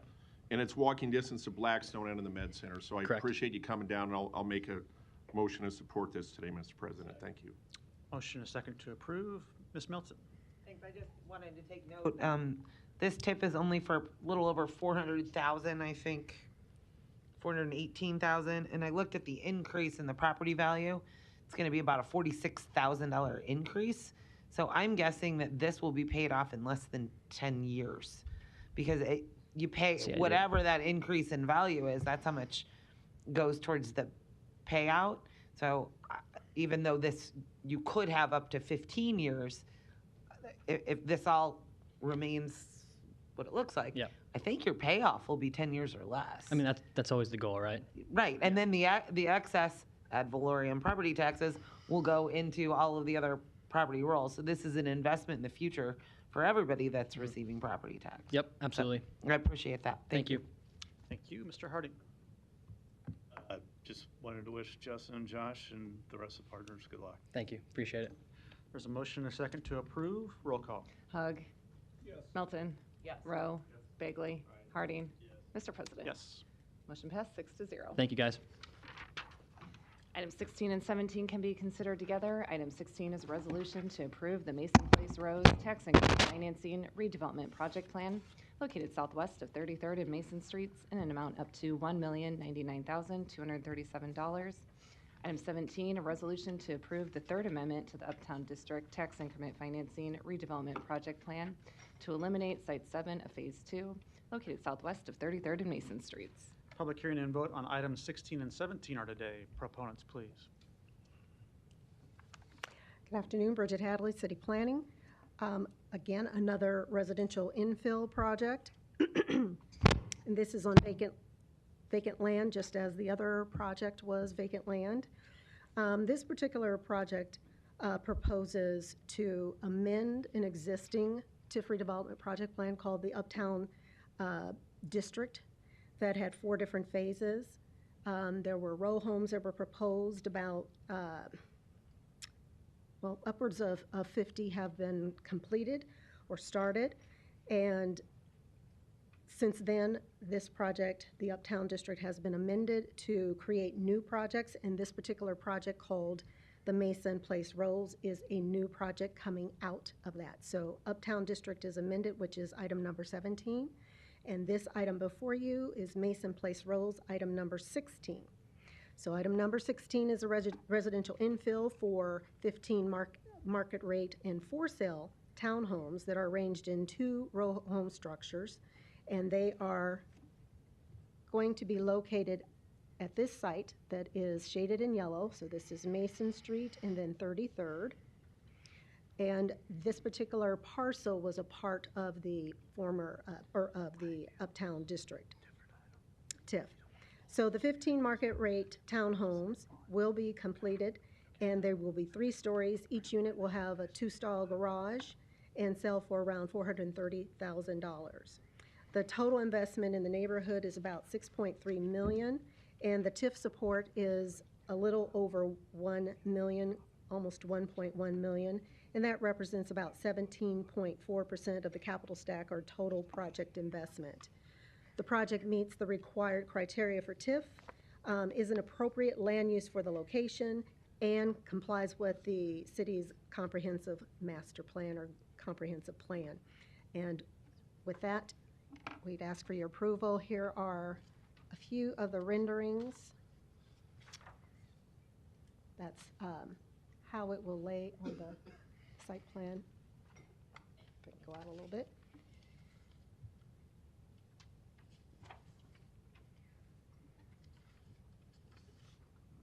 So this is looking from 33rd Street, and then the side view on the, I believe that would be the north, so going down the hill.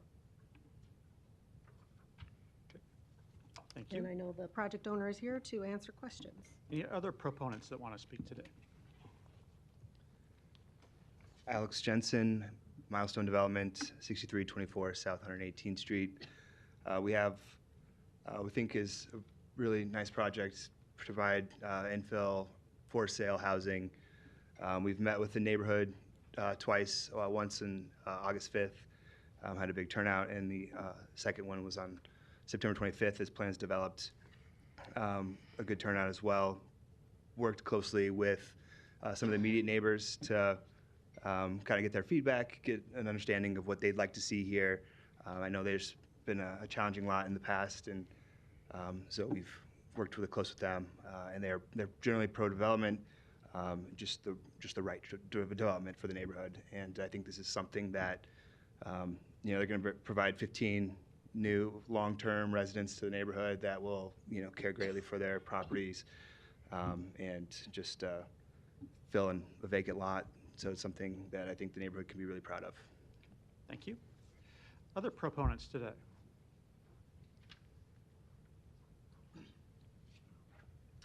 Hi, Joyce Vondrasek, 619 South 37th Street. Love the row houses. I wish the whole city was row houses, frankly. I would just ask again about the affordability of these houses. Can I get a number about what's the average price going to be for these units? Do we know? We can ask that question for you. Yeah.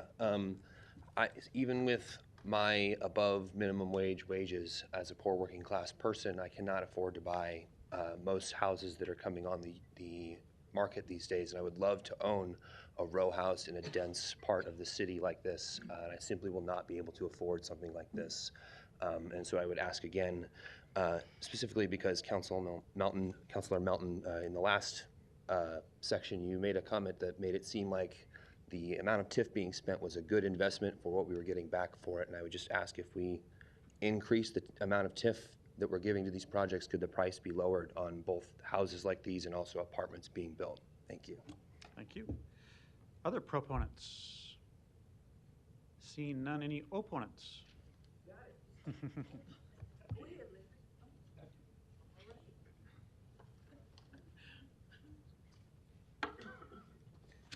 Cheryl Weston, 1124 Pacific Street, Omaha, Nebraska, 68108, proponent.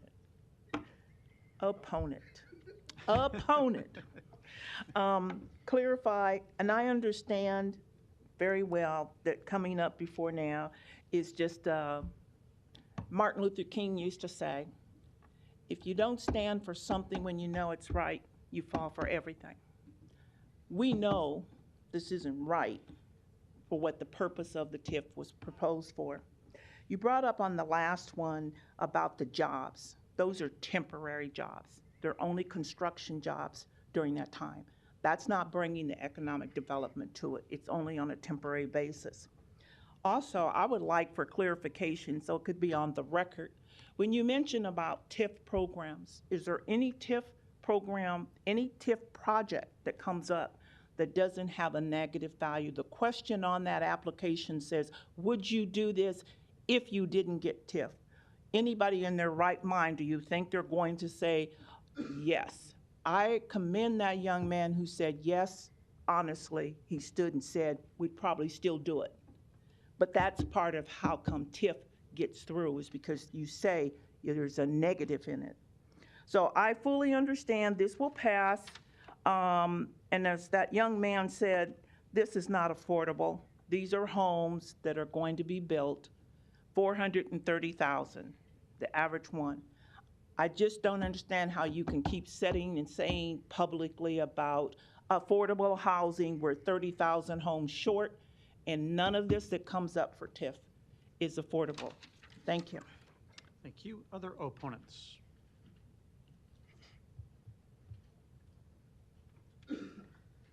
Anthony Rogers, right again, 3010 Lincoln Boulevard. Yes, just in continuing on with, I think, the befuddling nature that we all have regarding who are TIFs really supposed to benefit. Now, one of our city council members indicated that building new houses would increase affordability. I will try to get this report from the Urban Institute, which refutes that. Simply building, and it states, simply building more housing units does not guarantee a decrease in housing costs. Other factors like location, construction costs, zoning regulations, and market demand also play a significant role in determining housing affordability. Other key points to consider: market dynamics, high-end construction, zoning restrictions, cost of development, and to effectively reduce housing costs, a more comprehensive approach might be necessary, including incentivizing development of affordable housing units, addressing zoning regulations like reforming zoning laws for allowing for greater housing density and diverse housing types, and finally, investing in infrastructure, which includes improving public transportation and community amenities to make areas more desirable for more diverse housing. Now, we've heard that these homes will be going for about $435,000. The median home price in Omaha, Nebraska in 2024 is $298,800, which is about $161 per square foot, a 3% increase from last month, I might add. So again, we are giving the people's money away with a 0% interest loan, and we are getting nothing back. And finally, even though these jobs are going to be temporary, again, we have people on this city council who were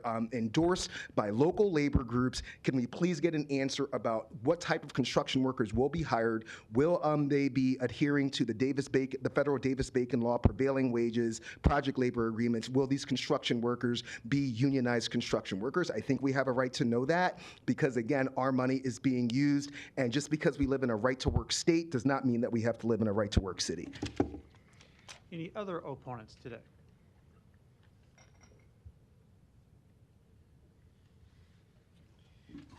Larry Storr, 5015 Lafayette Avenue, 68132.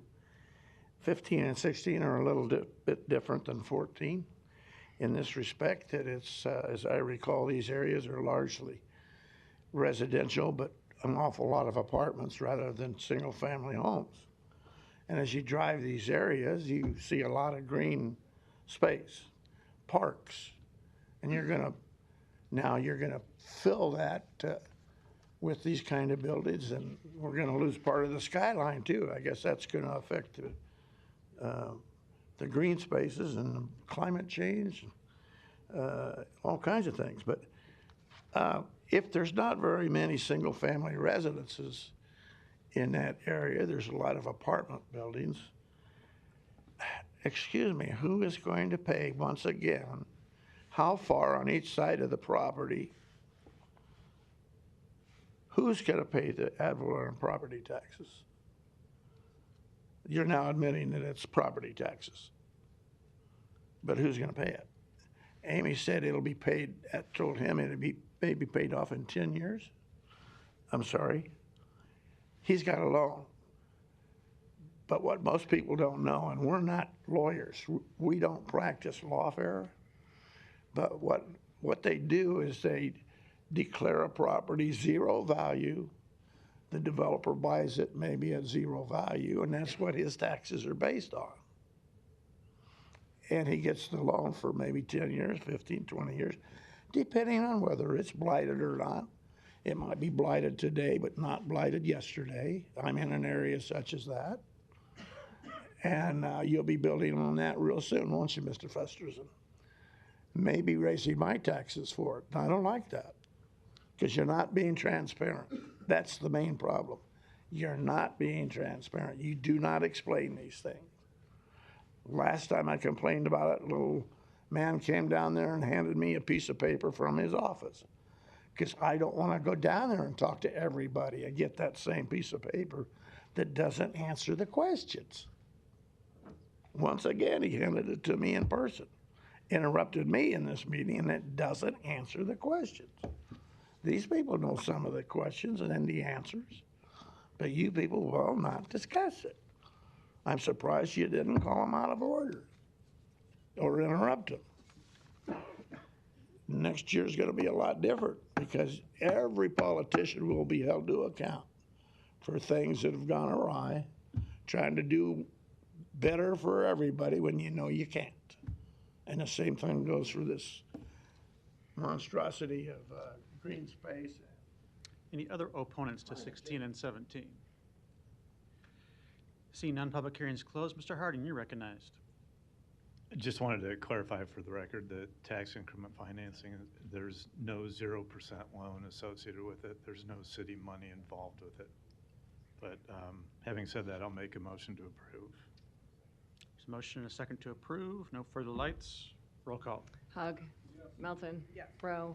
Bagley. Harding. Mr. President. Yes. Motion passed 6-0. Council members, before we move to the consent agenda items, I want to entertain a request to move item 49 up to our agenda at this point. This is a street renaming. We have former Mayor Mike Fahey here with us to address this item, so we wanted to call him down and recognize him and welcome him to the City Council. And as he approaches, I just want to say that we know we'll need to amend the cover letter here, which doesn't quite have the street accurate to what the application says, which should be 12th to 13th Street on Cass, which Councilmember Melton is prepared to handle. The floor is yours. Proponents, please. Well, thank you, Mr. President. Ladies and gentlemen of the City Council, it's an honor to be back here in your chamber. I understand I'm following Hal again, once again, so that's great. I will be brief. I know you're very, very busy, and I appreciate the opportunity to make our case in support of this resolution. What I tried to do, and I want to be very brief, is I looked up some things on my friend Fred Suarez, and the World Herald wrote some pretty neat articles about College World Series and about Fred's part in that development. And with your indulgence, I'd like to read you just a short part of it. Now, it starts out based on what happened in 2024 World Series. College World Series unofficially kicked off Friday. This is the last Friday of the College Series. Down in Omaha Baseball Village, among the tents and T-shirts, hats, and passions for the CWS, they'll raise a glass to a friend and colleague, Mr. Fred Suarez. And he says, that's only fitting. And Tom Chattel wrote this, so just so you'll know. Baseball Village was Fred Suarez's dream, his brainchild, his baby. He won't be there, but he'll be everywhere you look. Fred died at 80 years old unexpectedly on April 22nd. But he left behind a legacy of family, friends, stories, and one cool CWS tradition. A place where folks eat, drink, shop, and share the CWS together. We didn't know we needed the Omaha Baseball Village until we had it. Then we wondered how we ever lived without it. That's the story of the ever-evolving College World Series Downtown Edition. This is the 13th CWS downtown. It's come together so nicely you would think it had been there the whole time. We've come a long way since 2011, that first CWS downtown, when everything felt strange, forced, and awkward. It was a madhouse because there wasn't much down there at the time, as you all remember. Pat McAvoy was the manager of Rocco's Pizza across the street from Schwab's Field. They weren't, this is his quote, there weren't a ton of options. Nobody really knew what to do yet. How do you build a CWS tradition from the dirt? The same way coaches and players have been creating new history inside the park. It happens because there's a plan, and sometimes fate and magic happen behind the bar. It happens because of men like Fred Suarez at the old mattress factory and other people like started the Rocco's pizza place. The tailgating and 13th Street Sidewalk Carnival outside Rosenblatt has given way to Baseball Village and Rocco's Jello shots. There's a new Dinkerville, a family-friendly version with live music and food in Dinkerville and Lager, taking shape 2 blocks north of the stadium at Millwork Commons. The Bloor tailgate at the Hilton is a CWS party that has become a staple in its 12th year. It all happened. All the passion and love didn't leave when Rosenblatt went away. It needed to be reset, reshaped, and recreated downtown. Now, Fred was an attorney, worked for the National Park Service for 40 years. He graduated from Creighton Law School and was a very big Omaha sports fan. The man with an entrepreneurial spirit.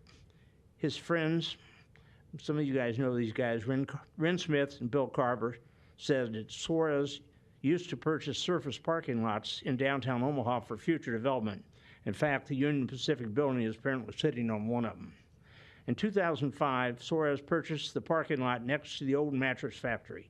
When the news of a downtown stadium broke in 2007, Suarez, Smith, and Mark Innenbach joined the owners of the mattress factory to open a bar and grill in the building.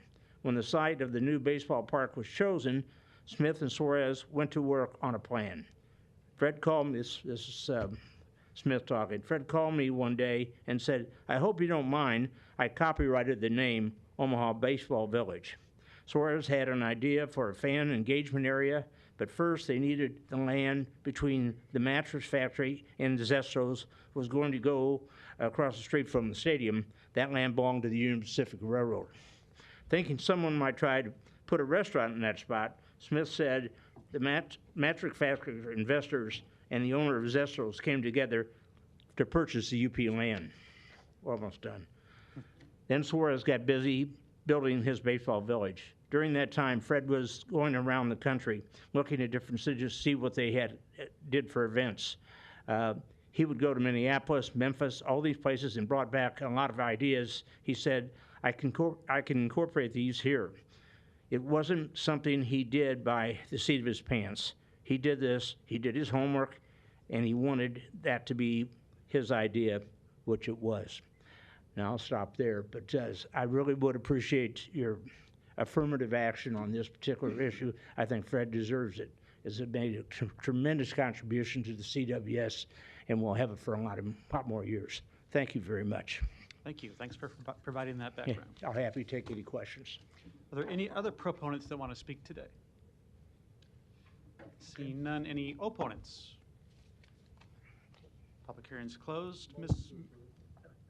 Ms. Melton, you're recognized. Well, actually, I think Well, I need to make the motion because we need to change it. I just want to thank Mayor Fahey for coming down. Okay, thanks for coming down here and sitting through our little bit lengthy meeting. I'm sure you sat through a lot of those in your previous time. Yeah. Thank you. With that, what I'd like to do is make a motion to amend the second paragraph to state that it will be for the designation of Fred Suarez Way on 12th to 13th Street on Cass Street. And that will be my motion. Yes. Thank you. Mr. Harding, was your light on too? It was. Okay, there's a motion and a second. For that amendment, you're recognized. But actually, let's vote on that, and then I'll make my comments after. There's no further lights on the amendment. Roll call. Hug. Yes. Melton. Yes. Rowe. Yes. Bagley. Harding. Yes. Mr. President. Yes. Motion passed 6-0. Do we have to vote as amended? Yeah, you do. But I'll make my comments now. So, Mayor, thanks for being down here today. And there truly isn't a better deserving person than Freddie on this. Freddie was very understated and under the radar, but a force to be reckoned with. And I know that maybe he did actually, you probably know better than me, but a couple of the Camino de Santiago walks, is that right? The two of them, did he do, or did he do more than two? Which is basically a 600-mile walk. And I'll bet maybe along one of those walks he was moved by by someone greater than us to come up with some of these ideas and what he's done for the College World Series for downtown Omaha. And I remember I think the first time I met Fred was on one of his parking garages with maybe his brother-in-law Joe. Yep. But he had a great vision for and believer in downtown, and he recently passed away, but he will greatly be missed. And I think to have a commemorative street naming for him is very appropriate. Thank you for moving this forward. Thank you very much. Appreciate it. Motion is approved. As amended. Motion and a second. Roll call. Hug. Melton. Rowe. Bagley. Harding. Mr. President. Yes. Motion passed 6-0. Thanks for being down here again, and happy birthday on Friday. Okay, council members, we'll move back to the consent agenda. Consent agenda. Any member of the city council may cause any item placed on the consent agenda to be removed. Items removed from the consent agenda shall be taken up by the city council immediately following the consent agenda in the order in which they were removed unless otherwise provided by the city council rules of order. The public hearings on agenda items 18 through 29 were held on December 10th. I don't see any further lights. Roll call. Is there a motion? Motion and a second. Roll call. Hug. Melton. Rowe. Bagley. Harding. Mr. President. Yes. Motion passed 6-0. Public hearings on agenda items 30 through 48 are today. If you wish to address the council regarding these items, please come to the microphone, indicate the agenda item number you wish to address, identify yourself by name, address, and who you represent, and if you are a proponent or an opponent, these are items 30 through 48.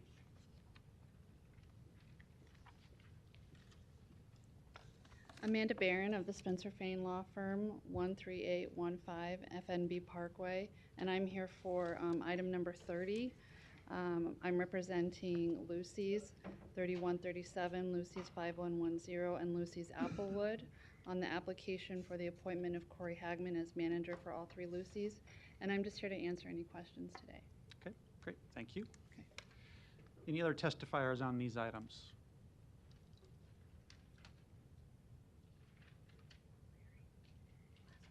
Going once, going twice. Public hearings are closed. There's a motion and a second to approve. Roll call. Hug. Melton. Rowe. Bagley. Harding. Mr. President. Yes. Motion passed 6-0. Item 50, a resolution to approve the nomination of Sarah L. Roundtree Street as a commemorative street name on Grant Street from 26th Street to 27th Street. Public hearing and vote on number 50 is today. Proponents, please. Did you want to come down?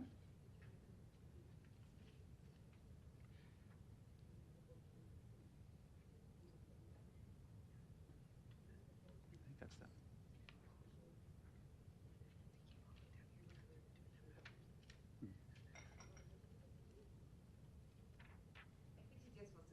Okay, yeah, no problem. Thank you.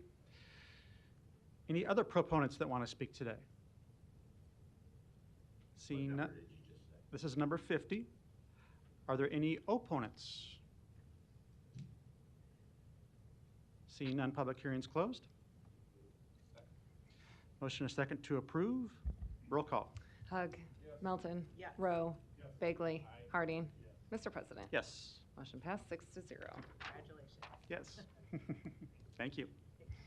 Item 51, a resolution to approve the nomination of Nellie Mae Webb Street as a commemorative street name on 40th Street from Pinckney Street to Pratt Street. Public hearing and vote on number 51 is today. Proponents, please. Seeing none, any opponents? Public hearing's closed. There's a motion, a second to approve. Roll call. Hug. Melton. Rowe. Bagley. Harding. Mr. President. Yes. Motion passed 6-0. Item 52, a resolution to approve the appointment of Ryan Lawson to the Blackstone Business Improvement Board. Public hearing and vote on number 52 is today. Proponents, please. Seeing none, any opponents? Public hearing is closed. Roll call. Hug. Melton. Rowe. Bagley. Harding. Mr. President. Yes. Motion passed 6-0. Item 53, a resolution to approve the reappointment of Charlon Rogers to the Omaha Municipal Land Bank. Public hearing and vote on number 53 is today. Proponents, please. Cheryl Weston, 1124 Pacific Street, 68108. I am here to support Ms. Charlon Rogers as a board of directors for the Omaha Land Bank. She's done an amazing job on making that very accessible to the community. She's brought out some good points. She's had some questions. She's done a great job as becoming president of the board. She's also with 75 North. So I think that she should be, her directorship should be approved. Thank you. Thank you. Any other proponents? Seeing none, any opponents? Public hearing is closed. Second. There's a motion and a second to approve. Roll call. Hug. Melton. Rowe. Bagley. Harding. Mr. President. Yes. Motion passed 6-0. Item 54, a resolution to approve the appointment of Luann Godding to the Omaha Municipal Land Bank. Public hearing and vote on number 54 is today. Proponents, please. Seeing none, any opponents?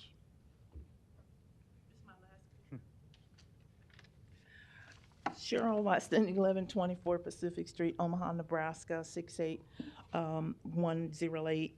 I am a proponent. I have nothing personal against Luann. I've only known her from being on the school board, attended several meetings with her. The problem I have with this is just, to me and to others, this is another friend appointment for this district, or for the Omaha Land Bank. If you look at, which was in your paperwork, her application mainly is all with school, to do with the school and her family business. She's great as far as her educational, but it shouldn't be the reason for being on the board of the Omaha Land Bank.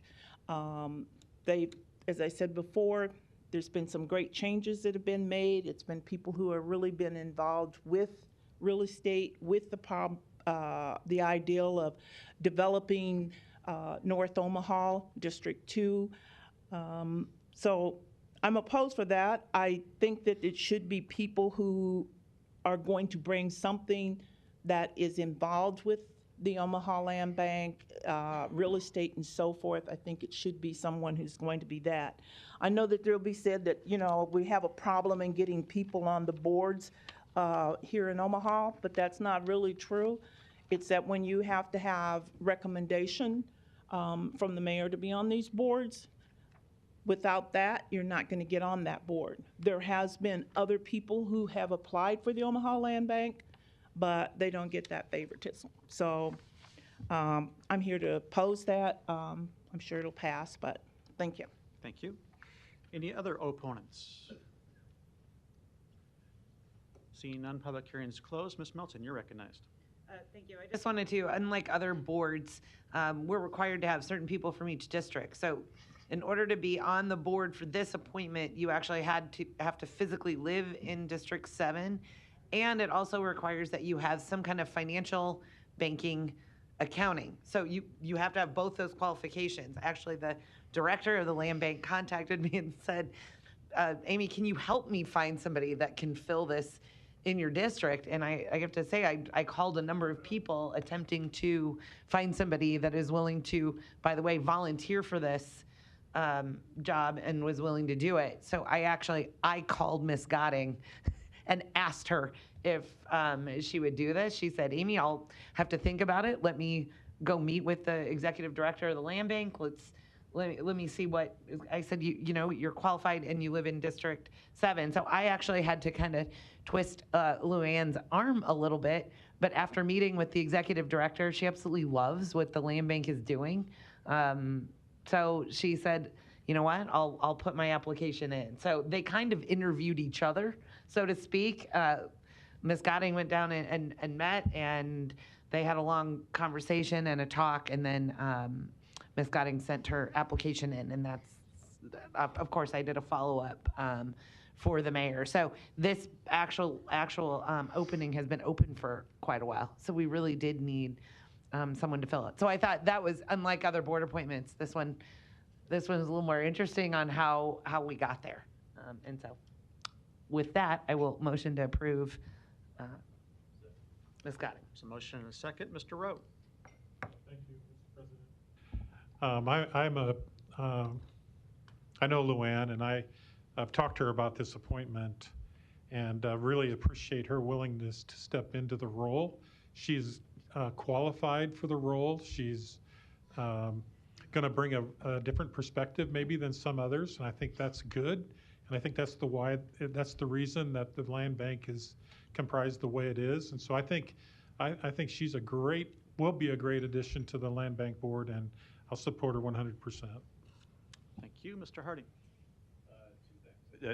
It's unfortunate maybe the person who was opposed to this nomination maybe didn't understand that it is, as Ms. Melton pointed out, that it has to come from District 7. So, and she is qualified, meets the qualification standards, and is excited about doing the job. Procedurally, and I know this may be a little bit out of order, but it is part of the procedure that we've been asking these board nominations to come down and appear in person, really at the request of one person. And it seems like it's been multiple times over the past couple months that we were making these requests, and then for those people to appear to be questioned, and then that person who's making those requests doesn't even have the courtesy to be at the meeting to ask those questions. So I think we should move these board nominations back to the consent agenda. People can certainly voice their opinions, as was done here today, when they're on the consent agenda. So I would respectfully request that we make that move for future agendas. Okay, thank you. There's a motion and a second to approve. Roll call. Hug. Melton. Rowe. Bagley. Harding. Mr. President. Yes. Motion passed 6-0. Item 55, a resolution to approve a settlement claim with Jim Adler and Associates on behalf of Rosalia Castro in the amount of $50,000. Public hearing and vote on number 55 is today. Proponents, please. Seeing none, any opponents? Public hearing is closed. Roll call. Hug. Melton. Rowe. Bagley. Harding. Mr. President. Yes. Motion passed 6-0. Item 56, an ordinance to approve an agreement with Flyability, Inc. for the lease of a drone to be utilized by the Sewer Maintenance and Flood Control Division. Public hearing on number 56 is today. Proponents, please. Seeing none, any opponents? Public hearing is closed. Next item. Item 57, an ordinance to approve an agreement with the Women's Center for Advancement in the amount of $52,063 and to authorize funding from the City of Omaha's fiscal year 2024 Stop Violence Against Women grant.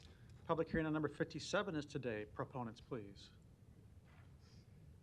Seeing none, any opponents? Public hearing is closed. Item 58, an ordinance to approve an agreement with Douglas County in the amount of $78,806 and to authorize funding from the City of Omaha's fiscal year 2024 Stop Violence Against Women grant. Public hearing on number 58 is today. Proponents, please. Seeing none, any opponents? Public hearing is closed. Item 59, an ordinance to approve the City of Omaha and Douglas County joint application for the fiscal year 2024 Edward Byrne Memorial Justice Assistance Grant Program. Public hearing on number 59 is today. Proponents, please. Seeing none, any opponents?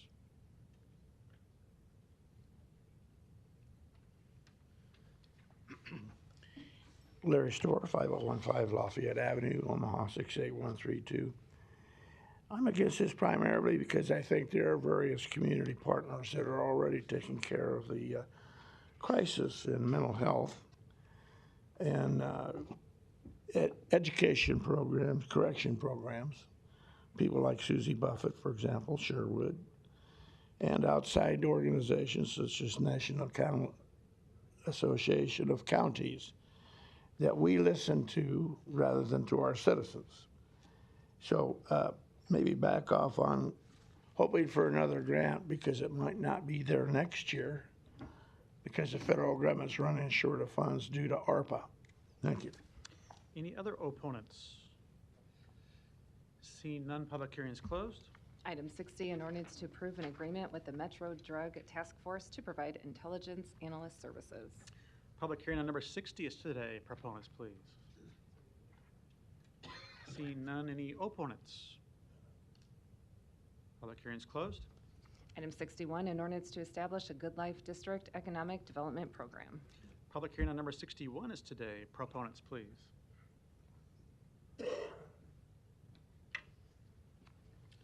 Jeffrey Hofer, 16820 Francis Street. I'm also here with Larry Jobin. And just a brief description of what this is it's really the ordinance as contemplated in the state statute. We actually had our vote approved November 5th as part of the general election, and we're very thankful for getting that approved by the city of Omaha and just a vote of the people. So it's a good next step for us. This document lays out for how our Good Life District Economic Development Program will be carried out in partnership with the city. And yeah, here to answer any questions. Thank you. Any other proponents today? Seeing none, any opponents? Public hearing is closed. I don't see any lights. Thanks for your patience today. Next item. One public hearing can be held for items 62 and 63 for Crossroads. Item 62 is an ordinance to approve an amended and restated public improvement and parking development agreement. Item 63 is an ordinance to approve and authorize a lease purchase agreement with the City of Omaha Public Facilities Corporation to provide funds for the Crossroads redevelopment site. Public hearings on items 62 and 63 are today. Proponents, please.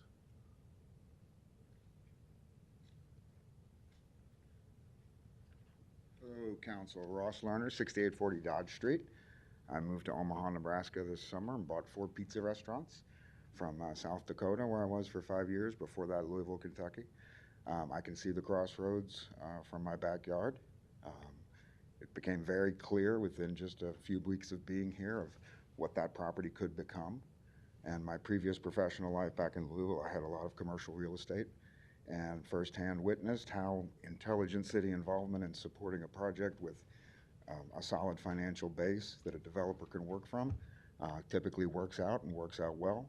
And I think it's going to help that part of the city improve my quality of life, direct property owner, and hopefully some of my businesses. And I think it's good stuff. I read about it, and also I haven't been downtown yet. I've only lived here about 4 months, so got to see the courthouse, come downtown. It was perfect timing. Well, great. Thanks for being down here, and welcome to Omaha. Thank you. Topper's Pizza. Yeah, so I went commercial real estate slowed down the last few years. I decided to come out of semi-retirement and run pizza restaurants. So what district do I live in? You're in mine, District 1. Excellent. Yeah. Mr. Festerson, Yeah. good to meet you. Hopefully we'll see each other. Sounds good. Thank you. Thanks for being here. Any other proponents on these items? Seeing none, any opponents? Public hearing is closed.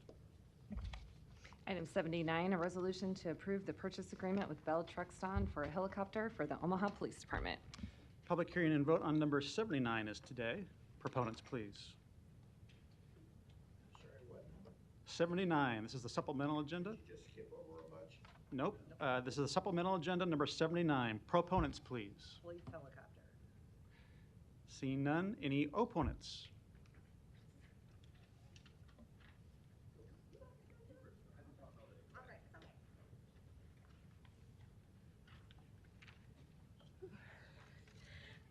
Good evening or afternoon, City Council.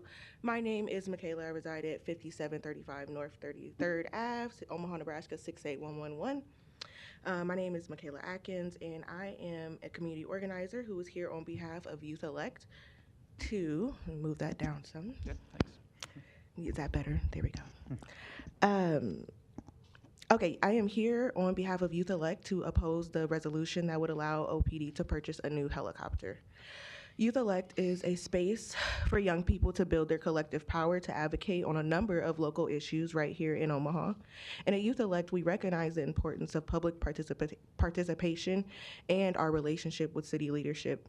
And we believe that in order to create and maintain a healthy relationship, there needs to be trust and transparency between the two powers. The lack of transparency from our leadership has led to frustrated communities that are taking in matters into their own hands by providing the care and resources that our city should be responsible for. We saw this recently when one of the largest homeless shelters in the city lost its power and could not provide warmth for our houseless population. Instead of seeing the city step in and aid, we watched the community come together with food, water, and blankets. We saw this last year when tenants were forced to leave their homes when So their I just apartments. want to make sure you're addressing the item number 79, right? This is a police equipment purchase? Correct. Okay, make Yep. sure you address that item. Yep, you'll hear it. Okay, thank you. Thank you. Let me go back and get my place. Sorry I interrupted you there. No, you're okay. You're okay. Okay. Okay. We saw this again last year when tenants were forced to leave their homes when their apartments were shut down due to unlivable conditions. The city of Omaha sat while our community went to work to provide food, shelter in hotels and other people's homes, and funds to help people get through a difficult time. Lastly, we've had multiple apartment complex fires this year that have displaced many families and even injured some, yet our city has not provided significant support, let alone even a statement to address this ongoing issue. These instances have contributed to our reason for being here today and opposing the new helicopter for OPD. Not only did OPD irresponsibly crash 2 helicopters, but they also refused to vet pilots in their initial plans. It is extremely frustrating as a community member to see no accountability when these types of errors take place. Why did no one question the vetting process for these pilots? We need more initiative from the city council to step in early and ensure that we have checks and balances from the beginning so that when issues such as these arise, we are prepared to address them with solutions that make sense for our city and its people. There is a clear misalignment between the people of the city of Omaha and the elected officials of Omaha. We need leadership who will prioritize issues identified by the community, such as affordable housing, reliable public transportation that is not a streetcar, and deep-rooted poverty in our red line neighborhoods. I would like to remind our elected officials that your vote today impacts our vote in April and May. We hope to see a vote that reflects the voices of your constituents. We urge our city council to vote no and begin investing in the community where those efforts are especially needed during these times. Thank you. Thank you. Other opponents today?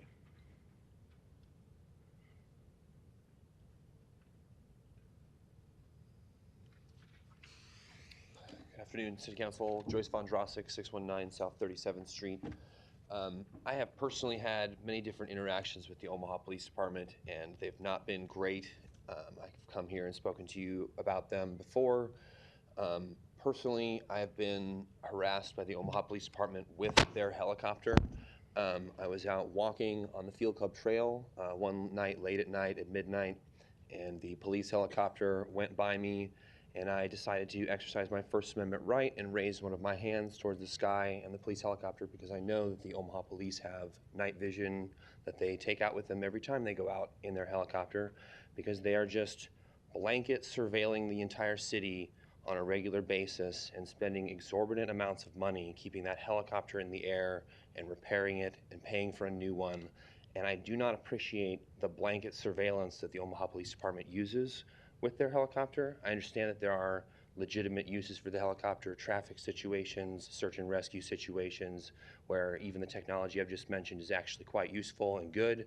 But the Omaha Police Department, as a pattern of behavior, frequently abuses their power, and they don't deserve a penny more from this city, especially when other advocates for different things in the city, different programs, and I'll specifically bring up bicycle lane infrastructure right now. Advocates had to beg this government to pay for money to extend the two-way bike lane on Harney Street for a couple extra months, and it ended up, and nobody wanted to do it We had to wait for an anonymous rich person to make a donation to the city to keep a bike lane around. And here you guys are spending $4 million on another police helicopter for an organization that has repeatedly proven that it is not trustworthy with the resources or the power that it has. Please vote no on this. I know you're all going to vote yes unanimously on it. Thanks. Thank you. Any other opponents today? Seeing none, public hearing is closed. Ms. Melton, you're recognized. Thank you. I just think it's important to note that the city of Omaha is not using general fund money, not using property tax dollars. We received a grant from the federal government. Actually, Senator Deb Fisher helped us get this grant, and the city council already voted to accept the grant on September 24th of this year. So we've already accepted the money. The money can only be used for the helicopter because that's what the grant money was for. So we aren't spending any other money. This money can't go for any other programs, services. It can't fix the roads.